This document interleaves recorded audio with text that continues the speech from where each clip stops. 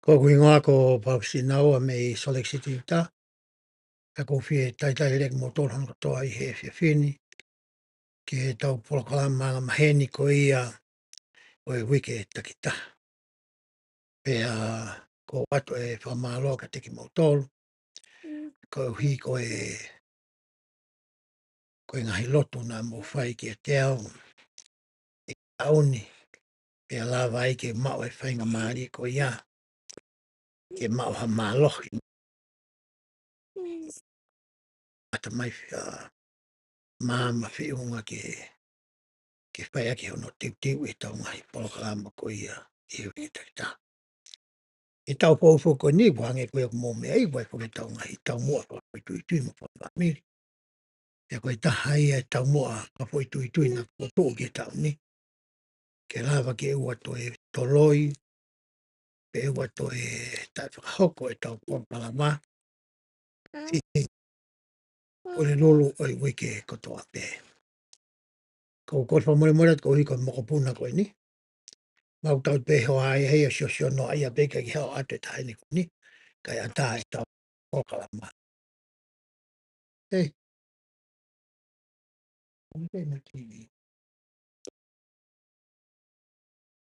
Ki mua ke ulawe ke tau pokalama i he ni ku ate whamaloa te ki mo tolu ko toa pe o mo mata i he pokalama i he YouTube. I he na mau mai ki reporti me he YouTube ke te awa ne nai o tala mai ku whiungaini mai toko te au i he taimini o subscribe pe ki he pokalama koe ni pe koe pēs koe ni he YouTube. Ko ate whamaloa ka te ki mo tolu. Kai ke ngā tai unau te hanga whoki o mai pia mo e ngahi reporti o whikau aki.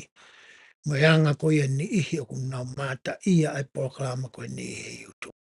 Kai ke ngata i he o mai report ko ia pe koe toko whiha ko nau sio whiha polokalama i wike takita. Ka una te hanga te o mai mo e konga e taha o whikau aki mo e ni ihi koe kunau sio. I he kakahoi ki whawhine mo e hoi ki tangata. Pe koe hārewa hono toko lahi ko ia o e ni ihi o kunau mata ai me he ongo kulupe ua koe ni. Pe kai ke ngā taika nau te o mai me ngahi whanua ko ia o ku nau mata ia mo mui e tau poka.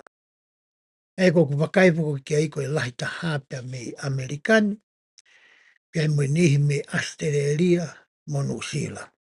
I kai ke u whatonga i hani ihi nau subscribe mai pe nau sio mai pe me Britania, pe ko Tonga, pe ko Kanata mga whitu ke koe.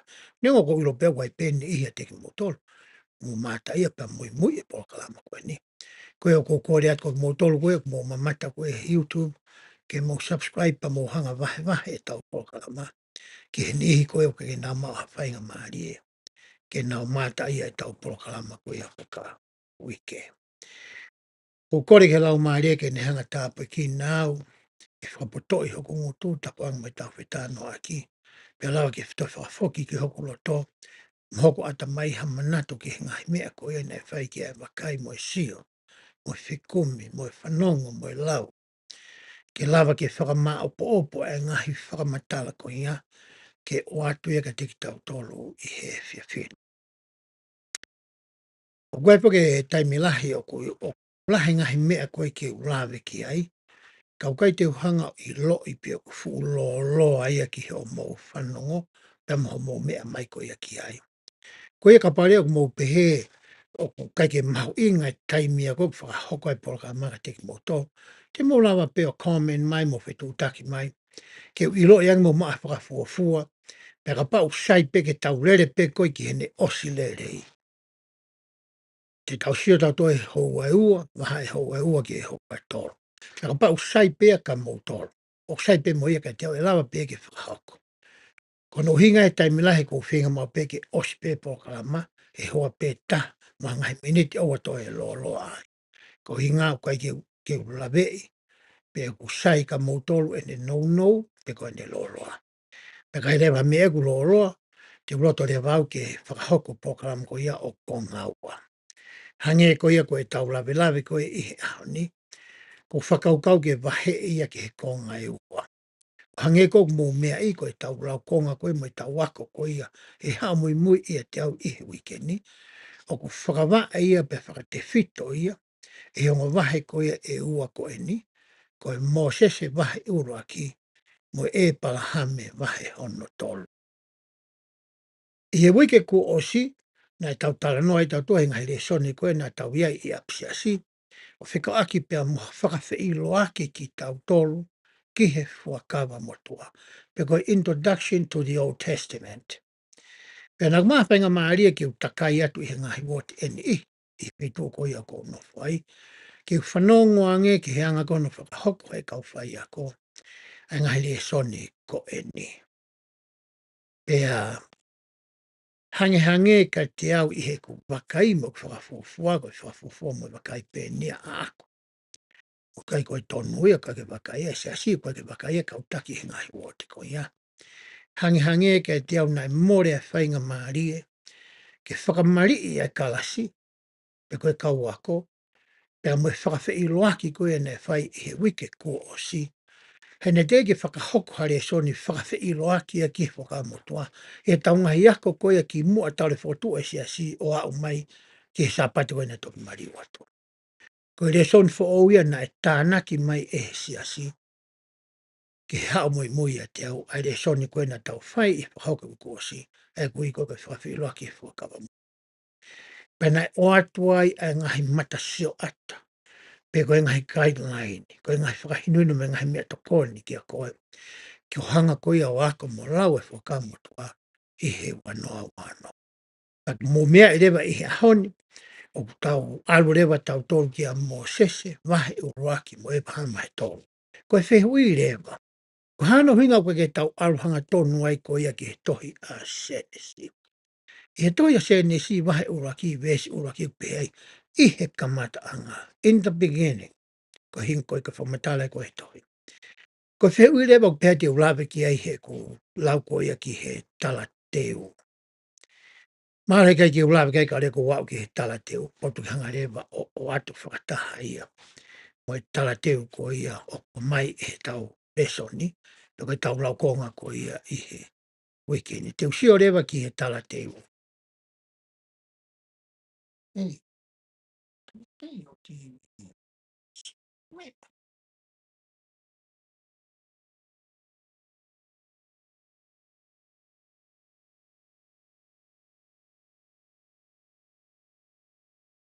Ko e tau mua whakao ni fo koia ki he tau lau konga i wiki ni pe he ko eku ngā we eni mohoku nau nau. Ai aku to oia me he tohi a Mosese wahe uluaki vesi hono tolu hiwa pehe ai. He wakai ko eku ngā we eni mohoku nau nau ke whakahoko. Ai mo uita e whaamate ki he tangata pea mo i hou e ki i whawhine. To o mei ai ai te whito whakao niu ko ia o e tauresoni i he wikeni. Pērewa he e tala teo. O ku kamata e tohi tapu ake ngahi rea na e whakatupu e he otua i he kamata anga ai langi pea mo mamani. Ko e kamata ia koe se nesi wahe uruaki, mesama. In the beginning God created. I he kamata anga na ne hanga whakatupu. Tala noa ki hono whakatupu ko ia o e fwoi mamani ko ni uta nofo ai. Fwoi palanite ko ni o kuta nofo ai. Hoka te lau ko ia ai tala teo, pehe ai. Ka koe ha e mea na iai ki mua i he kamata anga ko eni. Ka whaiwhiu ia. Tala noa se nesi wahe uraki vesi uraki ki he kamata anga ko ia hono ngauki. Pe ko hono whau whau mono whakawhotunga, mono whakatupu ko ia o he mamani ko eni. Ko mea reu eke mai he tala teo ia ka koe pia mo au. Ko he harewa mea na e hoko ia ki mua ai pa toki whai e ngāwe koni. Hangi hangi na e ai ha ngāwe kehe e na e to mua whakahoko. E he otua, pa ne toki whai e ngāwe ko ia uha i he tohi senesi. Wahe uruaki, ves uraki. Nā tau lawe ki ai. Hoka te lau ko ia ai tohi tala teo.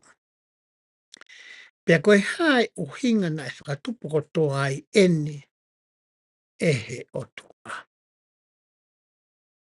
Koe ngahi ngau e whakamea ko ia a hono tō kupu. Koe hānai hono o hinga, nā ne hā ngai o ngauhi, ai ko hā no taumua. Koe hā ai hala whanonga ko ia. Koe hā ai whakakaukau mahu inga ai ku anga ko ia, nai o hinga ai hono hanga e o tua o whakahoko angai mea ko ia. Hoka te lau ko ia ai tara te. Ko omi ehe e ki ha whakamama i he ngai whihui koe ni, o whakafou mai i he palo fita ko se se samita. Nā tau tala noa i he wiku o siofi kau aki mo tohi mō se, pēr mo tohi e pala ha me ai au i loa ko ia, ko i he tohi tapu ko utau ngaki, ko ngai fo tau ngaki, ko e mata i tofe mahu inga. Pēr nā utata nā utata noa ki he ngai whaunga ko ia na e mau aki, e ngo tohi e ua ko eni. Nā ku pehe foki he tau tā noa ko ia i he wiki ko o si. Koe Mosese wahe ura ki he wahe malu, ko hono liliu pe ko hono whakatonu tonu i a sio samita. Ai se nesi wahe ura ki he wahe ono i he tohi koe kui koe King James Version pe koe tu i se misi. King James Version pe koe tu i se misi. Ko hingai fi whamatala koe ni. O ku tau monu ia tau, tau peki utoi la pefu i lau koe toi. Ko omi e he kia whakamama i he ngai whihui koe ni o whakafou mai e paupito sa samita. Hanga e he ki o angasio samita i he rikon tau tānoi ke ia mō sese pe mo e palahame. Ha whakamama ki a koe mo au ke ta iloi ai mea na e to mua hoko ia ki mua. Pe toki whai ko ia ai whakatupu. Hano ngahi ko ia o e mamani koe ni. Hoko te tau tala noa ko ia he tala te upehe. Hange koe ni. Nā ne tuku mai e re koti o ha mata mea ha mai, aia na e mamata ia e palahame, ke tau hoko ko e ngahi lau maari i he te ki ai ke iai ai mamani, ai te tau lawe ki ai e palahame wahe wo tolu, wesi wo ua ki he ua wā. Nā ria he tohi koe ni, e re koti koe na e palahame. Tā koe ne ngāwe ai o tuai na ne to muahanga ia whakahoko ki mua. Nen to mua whakapapau e ia whakatuutu ulele i e ngāwe ko ia. Pea hiri ko step urakia ne fōwai o tua. Ko step ua rewa, aina utala noa kia ia senesi. Pehe rewa pa ino hei noi ni iho kau tataka nata ama ata mai ia. Ia siasu sisu klaisa kau mani haki moi ni. Ko tohi senesi ia, ko haki i riu pe ia nai o mai pea fōu mai he nima o e tokola. E kurahe ngahi mea hama he nongo fua ia, o to'o ia mei ai. Hangi haki i li liu si i pe o kai ke kakato ai ngai whamatala ko ia. Nai whaame o tua ke tau sia i hea. Umare tohi Mose se vahe uraki ke vahe hono warumo e palame. Hari liu ia o kano kato ai pea kakato. Ai ngahi tari koe ke ngai whihui koe ni, ngā whihui koe ke ai e reso ni. Kamataanga ko ia o i tohi talateo. Hoka te lau koe a talateo. Nai omi foki e ki hari liu whakalau maarie, pe toi wakai e ngahi uraki wahe e ono o senesi, na e ui ia koe tohi a Mosese. Aina wosi lawe koe ki ai. E kai ki utoi lawe au, hena osi lawe ke au ko si. Tani whae ririu koe ni o tau mao ai, a whao matala koe te tau lawe ki ai i he ahoni. Hoka te lau koe ia ai, tāteo. Ka aku kamata a ki ia ha usia nai mao e Mosese, ma wai ha pui pui tu ki he tala noa o i whakatupu.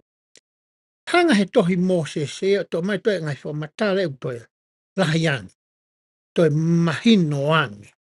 Ke hoko ko ha pui pui tu, he taimua te tālai ke toi sene si wahe uraki, vesu uraki o kamata e talau. O kamata rewa ke whakawae le lei a e talau ko ngā.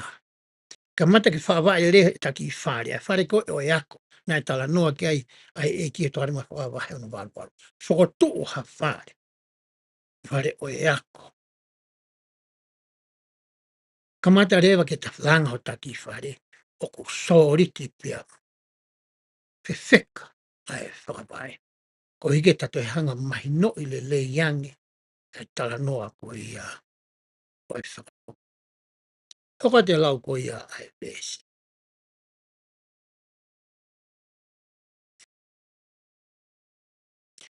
O ku hoko ai ongo wholofola ko i ni e he aho ki mui ni, ko ha wheitu le rei ke kamata ai e ta wako ai whakawa motu a.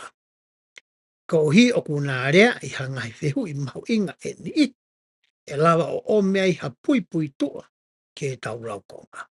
Ko ngā koe ke tau tafoki ai pēsi asi o aluki a senes. He te tau mau konga pē e tau tolu ia e fo i talano. Ka tau kamata aki a Mosese mo Abraham, ke lava ke whakawhālahi, ke lava ke whakalah, ke lava ke toi loloto ange e tau ilo ki tala noa mahu i ngā koeni. Pea koe tau wike hoko mai lewa, tau toki ala lewa tau tolu, ki he tohi ko ia a senesi. Hoko te lau ko ia ai e tala teo.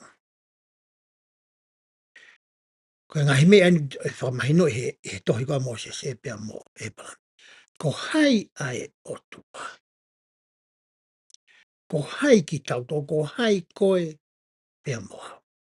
Koe hā e ngā ue ai o tua, tolui, pe koe hā rewa ho tau whatongia i ai. I he ngā ue koe o tua kwhai kohono. Whai. Koe ngai mea e koe ngā whiko tala tolo tāri, he tau tala noa koe ni ki he tohi a Moses e. Wahe uraki o Abraham e ko ia hono wahe tolu. Hoka te lau ko ia ai tala teo. O ulawa ke mahino mehi ngahi wahe, ka mata o i tohi a senesi, ko hataria e he iki ki he kore a Moses e, ke alo ofa ki ho o tamayo e ki e o tua, pea whakahā ke te au o kau ki he māmani koeni, pea mono kakai o ia, kai umaa ai ngahi langi.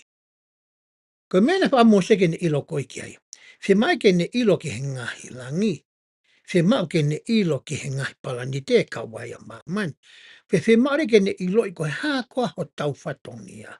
Ko hā e tau mea o ko whai. Ko hā e tau whelāwe i moe palanite o tau no whai. Pea moe ngahi mea ko ia i he langi. Ko mena whaka amu a Mosese ki ai. Ko tui ka pai mahino i ngai whehu i koe ni. E mau inga maari e rewa pa whenā pasi le le i remo. Ai tala noa te tau whai i he aho ni. Mo taimgoi te tau sio ai pia wakai i. Ai tohi a senesi.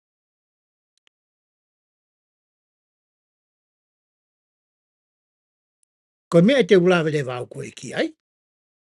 Ko ngahi mea te ne toko ni i ho ako ai tohi whakamutape koe Old Testament. Mati na watu e wike ko osi, ai ngahi resources pe ngahi mau anga tokoni. Ai ana e mau i ngahi tohi tapu li liu ono pōni, ai o ko whakangofua mai e si asi ke tau whakaonga i e hao. Pea tau toi tala noa whika aku mai ngahi mea ngā ue, pe koe tools, te tau lawa ke whakaaonga. Ke toni i ai pe ki tau tolu, he koe tohi e ni o ku whaingata. Nai tohi he rea whakahepelo. Sai, e haoni rewa, te uroto ke toi o atu mo he ngahi mea koe ni ke tānaki, ke ngahi mea koe nā kurawi ki ai i hui kuasi. Tau kai koe ospe ni o ngahi mea ai. Ka pau ke toi ilo koe ha ngahi mea ke tānaki ke he tau ngā ue me tau petoani. Pa ke hanga tuku mai he tau pēsi. Tuku mai he YouTube, tuku mai he Facebook, ke tau whi ilo ngaki ki ai, ke lawa ke tau whi tokoni aki ai, pia tau whi ngawe aki ai ngahi mea koe iam. Uruaki, koe tala noa koe te tau whehanghangai mo ia i he tohi. Whakamotua, ko tala noa ki hangahi whāmiri. Whāmiri o ātama mo iwi, tau kamata me ai. Tau hao ke whāmiri ko ia noa, i noke, e palahame. Koe tala noa e koe ni i whakamotua, koe tala noa o hangahi whāmiri. Ta tau tofu pē mo ngai whāmiri takitaha ko ia, o ku tamau e taua i api.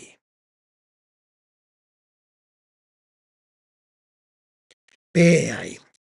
I he whakao mo tu aku maa e ngahi mea koe. Ngahi mea le lei kotoa pia, whika mai ngahi whaamiri koe ni. Ngahi mea kovi kotoa pia, whika aki nai hoko ki ngahi whaamiri koe ni. Ngahi whainga tā ia na nau whepaki moia. Koe anga koe ho nau wā i he nau nofa ka whaamiri. Koe ngahi tā puaki, koe ngahi whainga maari. Aia o ku tau whekuki e tau tolu ia i he ahoni. Moe ngahi mea ta tau tofu i o tau ngahi whaamiri. Take nau toi keke. Ai ngahi mea kovi, ai ngahi mea lelei, ai ngahi tāpo, ngahi moe hāfua, ai ngahi mea ko hoki a tauto. Te tauhanga reo whakahoa. O tau ngahi whāmiri, ke ngahi whāmiri koe te tau ako. Ihe whakawa motua. He koe kakai ta tau pia mo koe pia moa. Nagi be wakau a ngelo ki nau tau kui. Nagi be na nau teo na tō no whapare ni te ke. Na no no whakato be mamai. E koe ngahi parapare ma koe na nau whetau raki moe i he kuonga koe ki moa. Mahalo e kehe na tula mo e whotunga ia, o e palupare mai i ahoni. Ka koe fo i mea te whito i mo oni koe koe o ku nofo ai e palupare ma koe ni. Ta tau tohu pē taimi koe, pēr mo e ahoni. Kai tāna to ke nada mate. Ko tokoni lewa ka pau te tau mau e whakakau kau koe ia. Ke tau rau, pa tau ki ta ofi, tau ki hanga o ponda, tau ki whakalau lau loto. Tau te hanga sio ki ho sio fia tau ngai whamiri. Pe sio fia whakapoi tui tui koe. O wai naha mea na e hoko i whamiri koe toi whakamotua. O ku tatau mo mea hoka te au i hon mo whamiri. Pe waha mea ule leang na hoka nau tau kai ki wausia e au. Ko ha mea te uto me he tala noa ke whakaanga e whamiri. Ko te alako whamiri o toi ofi ofi. Ke ngai le leina e au sia e ngai whamiri koe ia. O e whakamo. Whewhere ngai mea kovi koe na nau whai. Tau toki tala noa tau tukai ki loto. E anga koe nau nofo wā whaka whamiri. Tau tā noa ke tā noa koe ka. Se kope mo ne whanau. Tau tā hawa. Ha mea nai hoko. Na nau ki whesio sio whaki ke hele ka koe niko sio se. Koe whehu i rewa. O ku hoko i. I he ku nofo ka whamiri ko ako. Whewhehu ki whanau. O ku nau mao e ulunganga koe ia. Koe ha mea nai whai e ni koe. Koe ha mea te ulawa tō mai. Ki u whakaau ngai.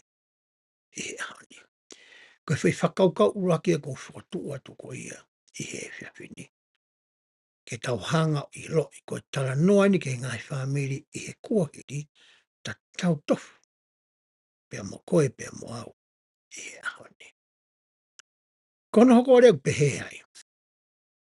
Na ulawa ke kos. Koe ngā ea ki o ngai whaka ilonga pe koe symbolism. Ko pe koe symbolism. Maua pake ni koe symbolism. Pake ni koe symbolism. E koe ngā ke ngai whaka ilonga.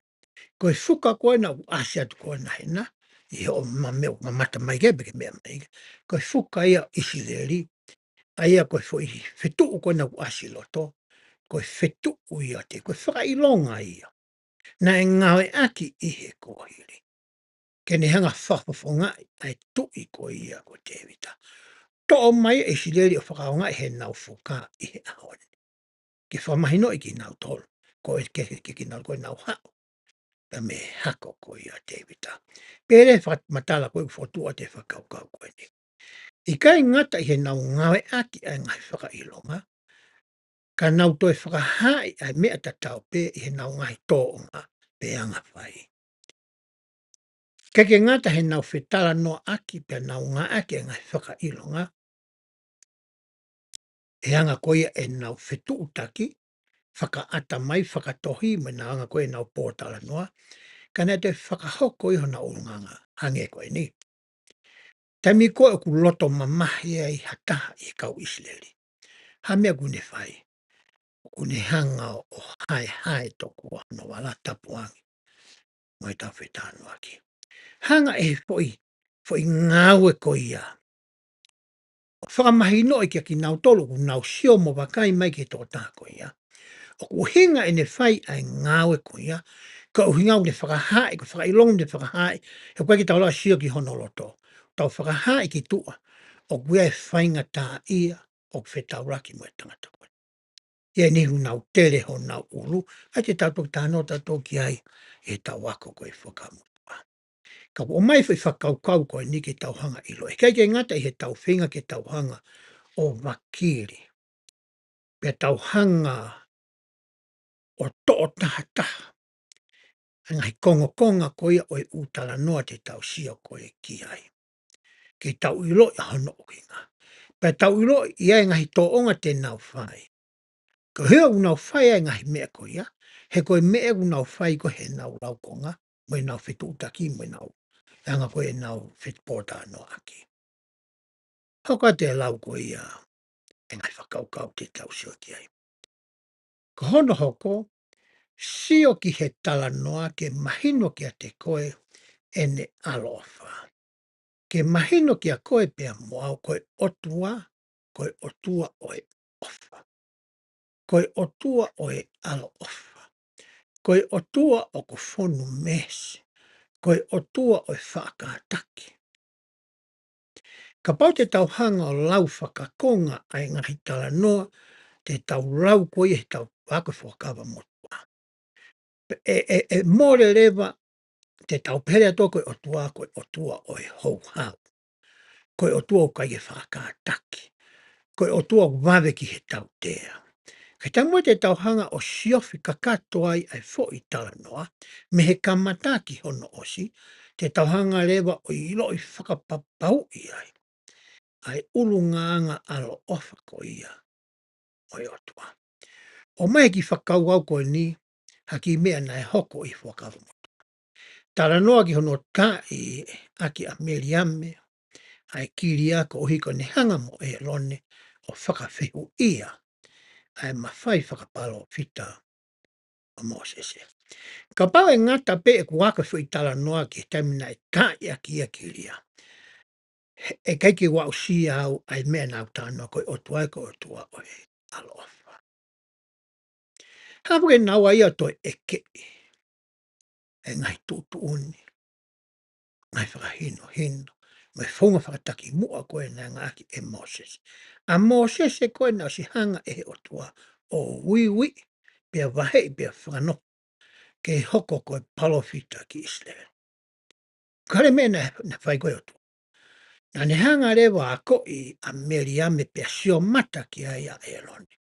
E hitame o ke tuu tau e pa ke akahi ai po ke akai ke akau masila. Ko me ai ni hoko oia. Ko hame na hoko tala no.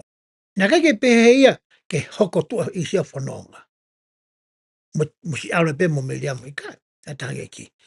E nofua Israeli hen. Kai oua rewa kua whakatomala a meliame. Pe whakafoki hono sino ke kakato. Pe toki hoko ato e whanonga koe Israeli. E koe nau hauen mei isipite. Ki he whanua tala o wha o fau mai. I he mounga Sinai. O ku hinga pehe ai whakakaukau ko ene. He tawako koia ai whakawa motua, o ku mahu inga au pito, ke ua nā tauhanga whakawawe, he tau rau koia he ngahi tala noa, ka tauhanga o sio, ke mahino lelei ai anga koia tu ai fo i tala noa, me he ene kamata ki he ene osi. He ka pau te tau ngata pei loto he, ko mea rewa hoko o ku ikai ke kakato. Ai tala noa, pa te tau whakawaa tau whakamatala a tau tauria, i he peset pe ni manoa o i fo i tala noa. Ka ikai ko ene kakato. Ofa bea ku tokoni, pea e tokoni, a ngahi mea e tolu koe ni, whakataha me ngahi mea ke na tau lawe ke awi kōsi. Ke whaka ai i koe pea whakamawhana i holo. Pea ke hange ko ke ua kai, ke hako, ai whakawa motua. Ke ua kai ke ne fofo. Ko hono i ngā ko ke o siai ho ngai mea ngā u. O siai ngai guideline, o siai ngai tō tahai ke hoko koe, ke ne tataki koe. e o ako ko ia ai whakawa moto. Kai ke ngata ia koe whawhoi tui tui. Kia koe moho marimo e whanau, i he ngahi liu koe na tau tā noa o i wholopora i hewa kōsi. Aia e toi mahino ngā fuaangi ki he tauronga i whanau, kai maa whoka tau whanga mokupuna. E he tau whenga ko ia, ke hoka api, ko i uho moe e lito ia, ko i kamata anga ia. O i whawa e ko ia o i ta whanau, i hono ako e whoko. Pea tokoni e mei api i siasi. Te taulawa rewa i hoko atu koe ne konga koe ni, o whekau aki pea moe matai tofe mahu inga. Aia oku iai,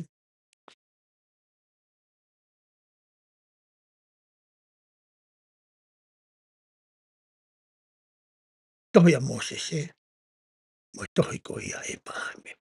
Peka pau te ke mea ke whatātā kona nā kua atu, koe koe price for kia, pe mai tohi maa koe hingoai ne ang koe ke tohi koe ni. Asi mai lea so sa mita i olunga, pea koe tangata koe no asia di lalo so sa mita koe no hingoana ko Franklin, Richard e hingoai tama koe nei i alo. I he tau matai tofe mahu inga koe a tau tolu i he aho ni, o tau mauenga he tohi koe ni. E kai maha te wate ura ki tā noa ke pui pui tua ko ia. Ke he tohi a Mosese, o matai tohi mau asia koe nai i he tau wata. Waki asia tu foko se se samita, e tu lawe ke se samita. Hange koe mena tau lawe ke heu ko osi, na e hiri koe fotu e se asi, tau tā wau tonua, tā wau tō tāne whikau i keike ne hangari liu ai whakawa motua, mo i whakawa fo. Patonton. Pea koe ngawe na ane lava ko ia i whakawa wa, ai tohi ko ia a mo sene siva rake mai. Pea tiu toki lawe au ke pui pui tu ai tohi ai palame he tau lawe koe ke ai palame mai tolu. Sai. Asila tureva i o sāti, whare pāki o siasi. E whetu ko toa pē o kuiai ai siasi, ko e tahe ngahi mea o kunau whie mau ke waki whakatu. I he kolo koe kunau iai, ha whare pāki to. Tau tala noa taim nei Ketlani, nei whare pāki Ketlani. Taim koe nei aule kai ngalo tuki Missouri, nei mai whare pāki Missouri. Nau hao koe ia koe ki, me iai koe ki, turi whoki nau tau me Missouri. Pea nau hao rewa nau tau ki Nauvoo, nei whare pāki ai Nauvoo. I sore ki ne ahon. O wai whare pāki siasi hen. He na mahu inga au pito ai whare pāki ki whetu utaki koe ai kautaki pia moe kāinga lotu. E he taimi lahi te whoki hanga i siasia o whakamā opo opo ai u whakahā koe ni ke hoko koe tohi pētā hanga tāri mai whakaanga mai te atoe mahu inga. Para nau hanga reo prusi hanga hi konga o e ngai liu koe ni e he ngai whare pāki koe ia o e siasi. E koe mea tatau pē nai whakahoko i so samita. E he taimi koe na ne kamata ai ke ririu. Ai tohi ko ia a Mosese. Pea moi tohi ko ia a Abrahame.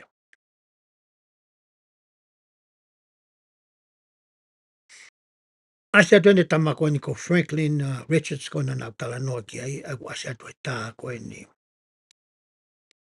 Ai nā kula ki asia tuene nai ke so samita. E koe tangata koe ni nai hoko ia koe apostolo. I sias koe ni Jesus Christ ka mai ngaki mwini. Pea hangarewa he sia sio wiwi pea whekau ia ke alu ki Ingilani o hoko koe paisteni whakamision pea toka ngai mai e ngai whai whekau me Ingilani. Ki moga ke alu koe a Franklin Richards koe ni, na ne hanga ia mao hangai kongo konga. O e ngai mea koe nai pulusi e sia si e ngai whare pāko nā tala no ki ai. Konga me tohi a Mosese, konga pea me he tohi a Abrahame, konga me he tokalima ngai whakawa, konga me whahino hino ko ia nai whai e so samita. I he ne whaamalanga ko ia i he ngai konfenisi ai siasi, pa wai ne tohi i loko i King Follett Discourses, na ne to'o mea ngai konga eni i. Pa koe tamuai na alue tangatani ko koe ki Ingilani. Hangalewa e ia o whakatuutu katoa e ngai konga koe ni, ia ki i tohi pēta, pe koe ki booklet pēta. Pane hangalewa ia tuwha ia, ki he kaupapi ului mai a koe ki he siasi i Ingilani, ka maho e kau me mipa ku whoro e nau me mipa i Ingilani. Pe koe taimi koe nei tutu ne whuke siasi ke tānaki mai e kaingalo tū me Ingilani mga whitu ke ki Amerikani. Nei haurewa ai kau me mipa e koe ni me Ingilani, wai nau ki i tohi a nau tōluia. Pane hangalei masia whahingoa ki i tohi, koe mata i tofe mahu inga, ki booklet koe ni. Koe ngana ne hangai a to'o me tānoa whakatātā koe e tohi whakawa whao. O whika aki moe mata i tofe mahu inga. Patonga re kau me mipa e Amerikani, koe hae toi ki i tohi kehe ia o ku to'o horo, e kau me mipa koe kua mai pia me Ingilani. Koe tai moena whetūtuku mai e siasi koe ia ki sore ki ni. Haupuke siasi pia me nā wu nā hawai ki Iowa, nā hawai ki winter quarters, e tu Arkansas. Nā hawai koe ki eipa nau toki Hawaii, ki he tere a koe ni wilo ko sore ki he taimini. Nā to'o mai he ni ihi a koe ni, e whanki tohi koe ni. He nawa o mai koe ki he ni, nā ngare siasi a whakatoa ngai, e whanki tohi koe ni. Whatonga e nau tō mane ala whetū taki ke siasi ke kau taki. Ana e pena e pia whaunga na nau hanga i lo iai. Pena hongo whatonga i koe ni, nai loto rewa siasi he nau sio koe ki he ke ngai o matala koe ni, pe e lava ke whataha ia ngahi mea koe ni, ki hatohi ke lava he kāinga lotua whaka au ngai. E kai ngata i he taimi ko ia, ka lava ke au mai ki a koe pia moau i he ahoni. Koe na tūtū ni rewa e siasi, ki he tama koe a ko o Soni Palati. Ke ne hanga e ia o to'o e ngahi wahe koe a me toanu ngai whakawa, kusi mau katoa pe, tau tohi toanu ngai whakawa. Mo ngai whamatala ke hei, ka whataha e le whanki konga koe ni koe nei mau me tohi a Mosesi mo tohi a Epahame, mo ngai konga koe mau e he siasi. Pe he tau tahawaru hiwa noa, na nau hanga rewa Kenonisi. Ai ngai Mosese wahe uraki, ki he wahe waru mo Epahame wahe uraki, koe ki malipe wahe fitu a Epahame wahe on. Ke hoko ia, koe konga ko ia o e tohi mata i tofe mahu inga. Koe ngawe lahi ia na e whai e tangata ko ni ko Franklin Richards, o whikau aki pia mo e tohi kou tau ngaki i he ahoni. Koe toka koe tohi mata i tofe mahu inga. Aino asa to koe nai ka urui me Ingilani, pa mo ngawe na e whai koe o Son Palati. Koe tūre mai na mata i tofe mahu inga i e taimini. Pia ngai tohi koe ni. Tohi a Mosese, tohi a Epahame, koe liwa so samita pa koe Joseph Smith translation, historia o se asipe koe Joseph Smith history, pia pa koe historia o Joseph samita me ngai te toi tui. Koe u tohi o ku ihe tohi koe u iloa koe mata i tofe mahu inga. Mati koe tau wherak whai i he tau pōkalama, tau tala noa i ki he kaupapi ului. Neum tau ilo ia e mo tolu koe na kuwhoroa mo hoko me mipa siasi. Koe whio, ai kui whe ia koa, ai mata i tofe mahu inga. Heo alu koe ia koe ki o scriptures koe na koe peko ngai whoro tau wā koe, whakamotua, whakapou, toi moramona, toi mai whakawa, mata i tofe mahu inga. Mau ai. Heo lau koe ko wāpika mata i tofe mahu inga, koe mea ia, teke sio koe ia ki ai.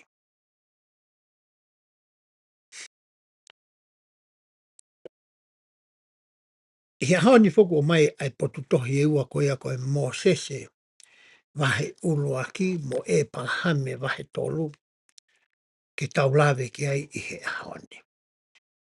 Pea hei kai ke tau kamata ke tau toruia ai tohi koe ia ai tohi ko ia a Mosese. Te tau kamata ki tau tolu ia me tohi ko ia e palahame. He kuhanga e mo tohi a Mosese ia o mai pui pui tua ki a Senes. Hanga he tohi a e palahame o ave tau tolu ki he kamata anga koi. O e ngawe koe te fito whakao niu o tau le soni i he hani. Ko e ko ngawe eni mo hoku nao. Hanga e palahame o ave tau tolu ki he kamata anga o i fui tala noa ko eni. Ko nungai ko whakaukau ai ke tau kamata aki ai tohi e palahame.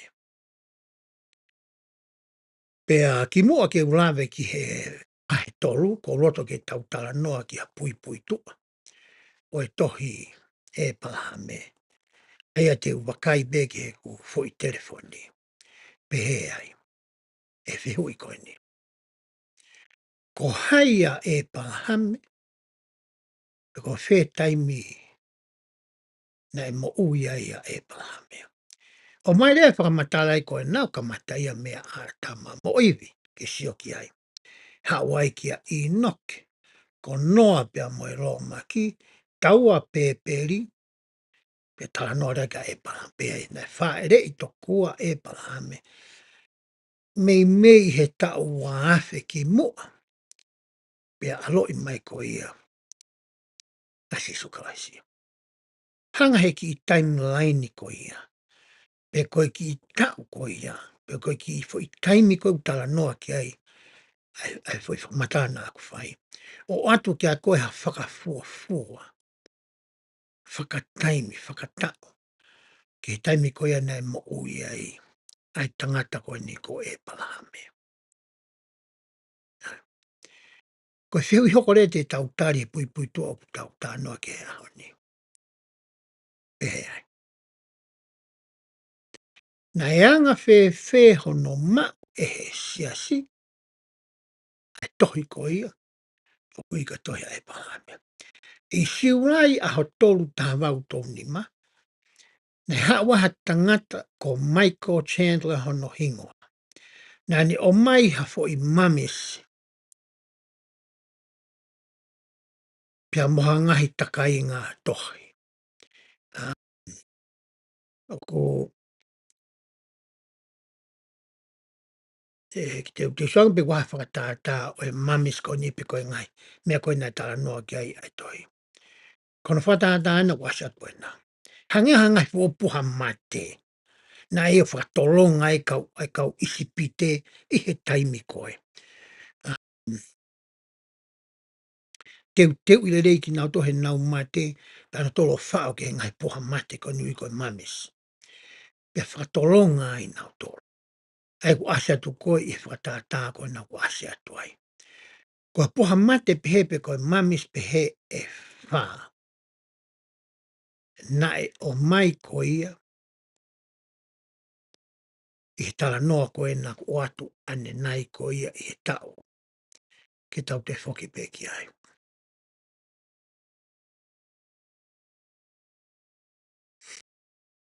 Siurai koe ta wau tōni mā. Ko me ene hau e tangata koni ko Michael Chandler. Koe whaki taka i ngā tohi. Pehena i loi, ai mamis ko ni pe koe poha mate ko ni whaki tangata koe ni. I isi pete e ngai tau ia ki mua he tangata ko Antonio Le Polo. Pe ko Anitoni Le Polo. Koe tamaia koe na ne hanga o mako. Ai ngai mea koe ni me ispite. Kai ke i le open ang whiwhene hu mea Le Polo ki a Michael Chandler. A tamu ne ha moia. Ko ni mea whaina ne tua holo i Amerikani ke whakaari ari a ngahi mea koe ni. Hoka te lau koe ki whamata la pehe. Nē kaurewa ke ti lani i Ohio he taha o e ngahi. Tauranga ko ia lahi na e whakakaukau e tangata koe ni ke ne hanga whakaari ari ai. Ai ngahi mamis koe ni pe koe ngahi poha mati koe ni. Kai ke ngatai, ka na e loto lelei e tangata koe ni, a Michael Chandler, ke ka pai lava take ne whakatau. E lava peke whakatau e ngai mea koe ni.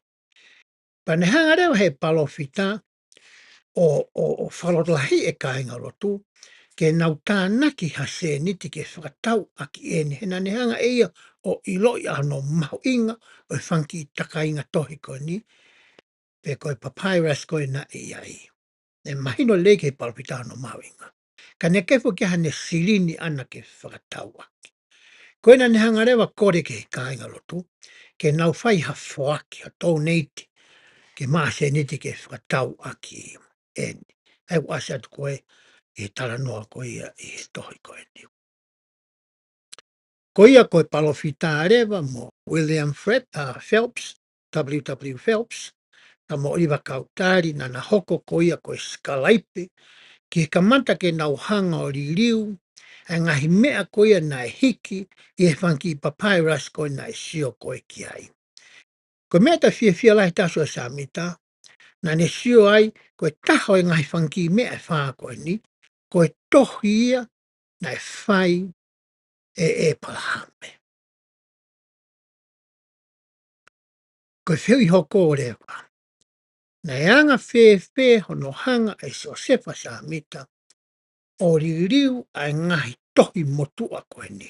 Tohi whaipuke ni e rewa ispite. Na e anga whewhe hono ririu so samita. E taimi kon whae tala noa koe ni koe tau motua ai palawhita, tau a wha mo e konga. Ka pauna ke maheni pe te ke sioha ngahi tohi nā ne whae tau wau tōnua. Nā ne tohi nai whae ka ema ne anga ema prusi mai. Nā kaipe ke me mahino ka pe ko haa koe mea nai uhinga ke asio sa mita ia e he tohi nā ne whae ki hon koa. He konunga puna kai ke ako na si koe ni. Pe ka paule te ki hanga lau ai tohi e palahame wahi tō. Mai tohi mōsi mo tai tohi maa. Te ke ofu pa ke whia hui whi. E lava whe e haki tamasita e alu ke korisi. Pe koe high school. Wa, ka whahinga toh. Pe o mai whahinga whakamatala lo loto. Pe o hange koia o tau ma. Pe me ngai tohi koe ni. Pe re whamatala koia.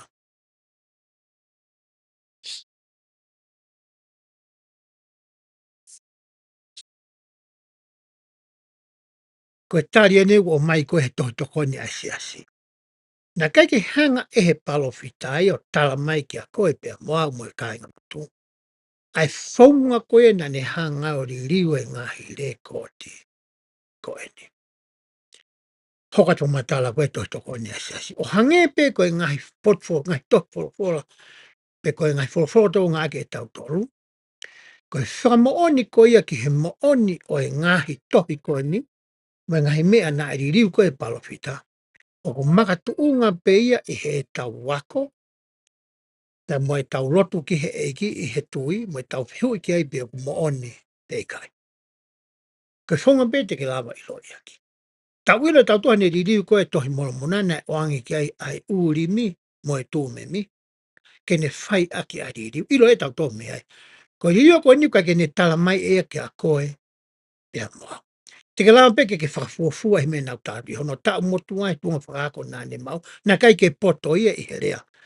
Whaka ispite e tāmatea.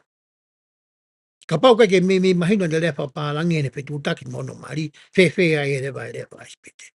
Ka pau te ke toi wakai. Pakihanga ana la sio. Pakihanga sio fia. Pakihanga o furi holo. Ai ngai whamatala koe e tohi koe ni. Te ke lawa pe pake eke ki he eke.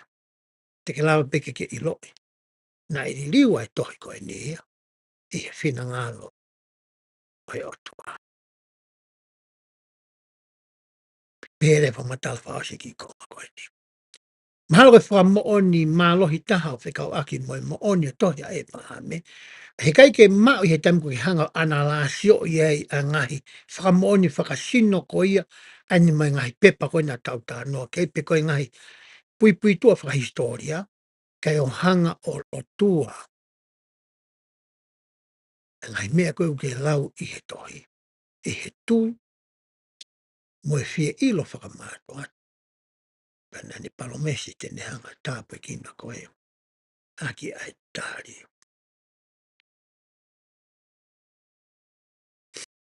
Sa Seu iho ko le wente tau sio ki ai he aho ni, he ai. Ko hame na e whai e he palofita, pia mo e ngahi tatau ko ia o i riu na ne whai ko ia me tohi a e pa. Pe ai whamatala. Na hanga e he palofita o pulusi pe pāki hangahi konga me riu na ne whai e he nusi pepa ko ia ai siasi ko e times and seasons pe ko e ngahi taimi me ngahi whahai tau ka mata i he tau tahawalu whaua i Nauvoo i Illinois.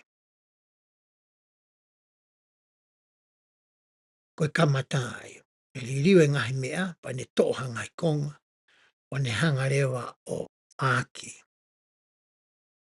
i he pari pāki ko ia siasi. Ko ni pepa sia i loa koe taimi mai kuonga pe koe time and seasons.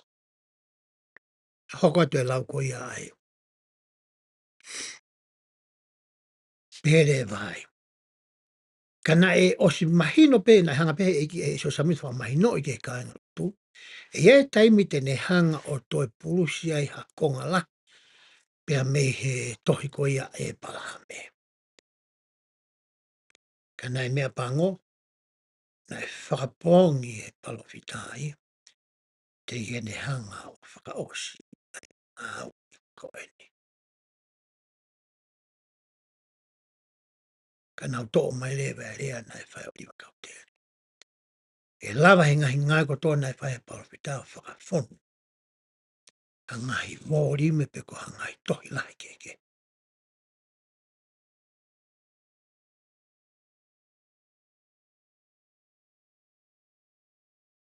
Hoko te whamatala ko e maua toko ni asiasi. Kai ke ngata i he ngahi tohi whaka isipite nei maueni, nei mo ngahi tā whaka isipite nei whai. Ahua tolo ta walu whawa na hanga so samita o koreng he tamako Ruben Headlock. Ko tamako ni ko Ruben Headlock ko ni, na e pota o pito i he tā tongi tongi. Kai koe pehe koe tā tiki. Ka nane lama ke tā tongi tongi ha whahinga mea pe ko matai toi pa whatata. Iha papa pe ko ha putui a kau ta pang me tau tā noa. O hange i kou whahe kau tā tiki i he ahoni. E hoko te lau ko ia ai mga toko ni ai siasi. Nei kore ngareke he tama koe ni, pe tene lama o tā tongi tongi. Ha fo i tā whakatata e tolo. Me papyrus koe nā ne mau. Ke lava ke ngā ke pulusi whakataha ia. Pia mai ngahi tohi ko ia. Pia whamatala ko ia. E toi e pahame. He nei ospe ngawe koe ne tamo ni ko Lupeni Headlocka. I fo i wike pēta. Pena hanga reo sa mita pulusi. Ai mea nei ngawe nei whai e tangata koe ni. I he mo whakataha mo tohi koe e pahame. Kongonga tohi e pahame. Pe ane kai ke ngā taika nene toi hanga pe o mai mo e whakamatala o whikau aki ke tau hanga mahi no i aki e ngai whakatātā ko ia na e o mai ko ia whikau ke tangata ko ni ko Ruben Headlock e me hanga o ngai aki o pāki whakataha pea mo i tohi mata i towhe mahu inga. Ko whihu i rewa o koko. Ko hare mea nai hoko ki he ngahi puha mate ko ni pe koe mamis ko ni pe mo e papyrai ko ni pe koe papyrus ko ni o ange ko e na masa mi tau pere tari ko ne whaise asi. E hiri ko ia ai pekia ai palofito so samita. Ne au lewa ai ngahi mamis e whā ko e ni mo e ngahi papyrai ko ia iai. O hoko ia ko e koroa ia na e whaki ange ia ki he whae ko ia so samita ko e si i. Aia ko Lucy Meki Samita. Ko hunga tau lawa ke pui tua ko ni ke toi whakalahi to o ilo. O whikau aki pia moe tohi e palahame. Kono inga ka eke atu hataha i he kalasi, pe ka eke atu e hataha u kai ke hoko koe mea mipa o siasi, pe eke atu e hataha o whanau, pe eke atu hataha o ngai kau ngā mea. O ke lama ke hanga o ange ha pui tua pe ko historical context. ke lava ke tokoni ka nau tau ke nau iloi ai uhinga, mo e whaunga, nā tau maa wai, nā tau liwa e tohi koni o hoko, ko e konga o e ngahi tohi tapu o ku tau tui ki ai, mo tau wako whakaaho ki ai. Whia maa pito ke mahu inga ai context po puputu a koe ni, patoki lava lewa, ke te tatoki ala lewa ki he content, pe koe uho mo e rito o e tohi, pe koe kakano o e tohi, pe koe kano i tohi, ai ua mana ke tau lawe ki ai, i e palahame wahe tolu. Pehe ai. I tamina e pekia ai pe malo ai a lusi meksa mita i he tau tahavau ni mao no, na e hoko lewa e ma samita, ai mariko ia o se samita, ko e toko taha whika ua ia ke ne tauhi, pe hoko ngahi meani ko e ne koroa. Ka ne hanga choice e mai o whakatau, ai mamis e whā ko e ni, pia mai ngahi papyrus ko e nai ai, ke he tangata ko na ko A. Combs. E ko Combs.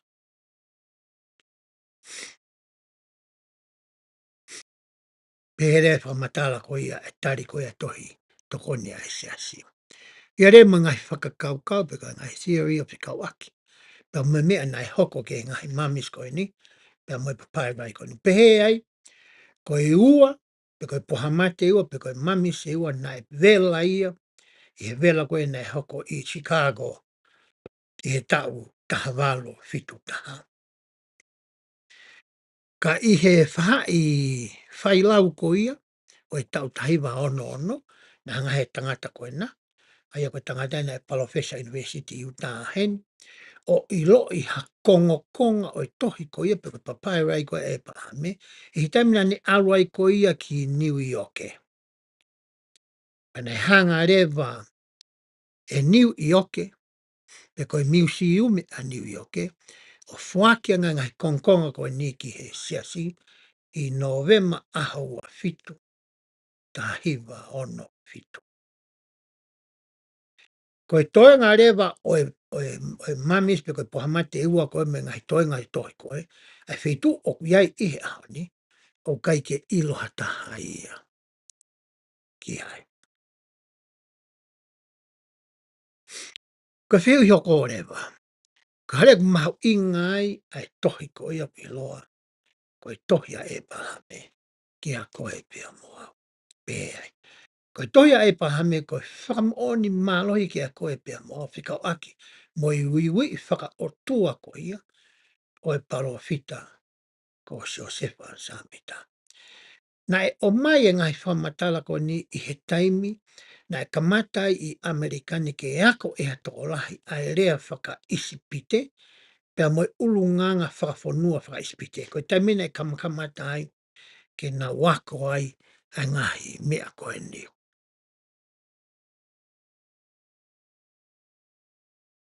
Kamata he kau tangata ata mai ia o i tau tahawalu no noa, ke nau hanga o whikumi ki he malae koe kui ko ia koe ngahi, he ngahi mea ngai whakaispite. Rea whakaispite, tāwari wari whakaispite, ulunganga whakonua whakaispite, hāpua ngahi mea kau ki isipite. Ka neongo ia, ai tae mao koe so sa mita whahinga ako, ma whahinga teu teu, ma whahinga whahinuno pe tokoni, e he ngahi rea koe ni, pe ilo ki he rea whakaispite, ma wahe mehe ne ti riu koe ia tohi molo mona, na hanga so sa mita riu ai ngahi, papai rai koe ni pe ko ngahi, taka inga tohi koe ni. Koe ilo, pea moe poto, moe malama lama, moe iwi, moe whonga nani whaake ngai koe ni, na e mao pea i he māloha, moe mea ofa ai o tua. Whakataha, pea moe tuiaki, moe wiritae o nua, pea moe tui ko ia, na e mao e tō taha koe ni, ko Josefa Samita. O whakahaa mai ka teki tau tolu e tohi e pala, me hangai tefto i mo oni o e ongo o le lei o siso klaisi. Na e kai ke ilo ia, na e misiteri ia. Ke kāinga lotu ko ia o siasi taimo Josefa Samita, pea mo e kāinga lotu o e ngahi siasi, I he taimi ko se samita. Hanga e ngahi tohi ko ni, mo se si pa mo e paham taula ke hao ni.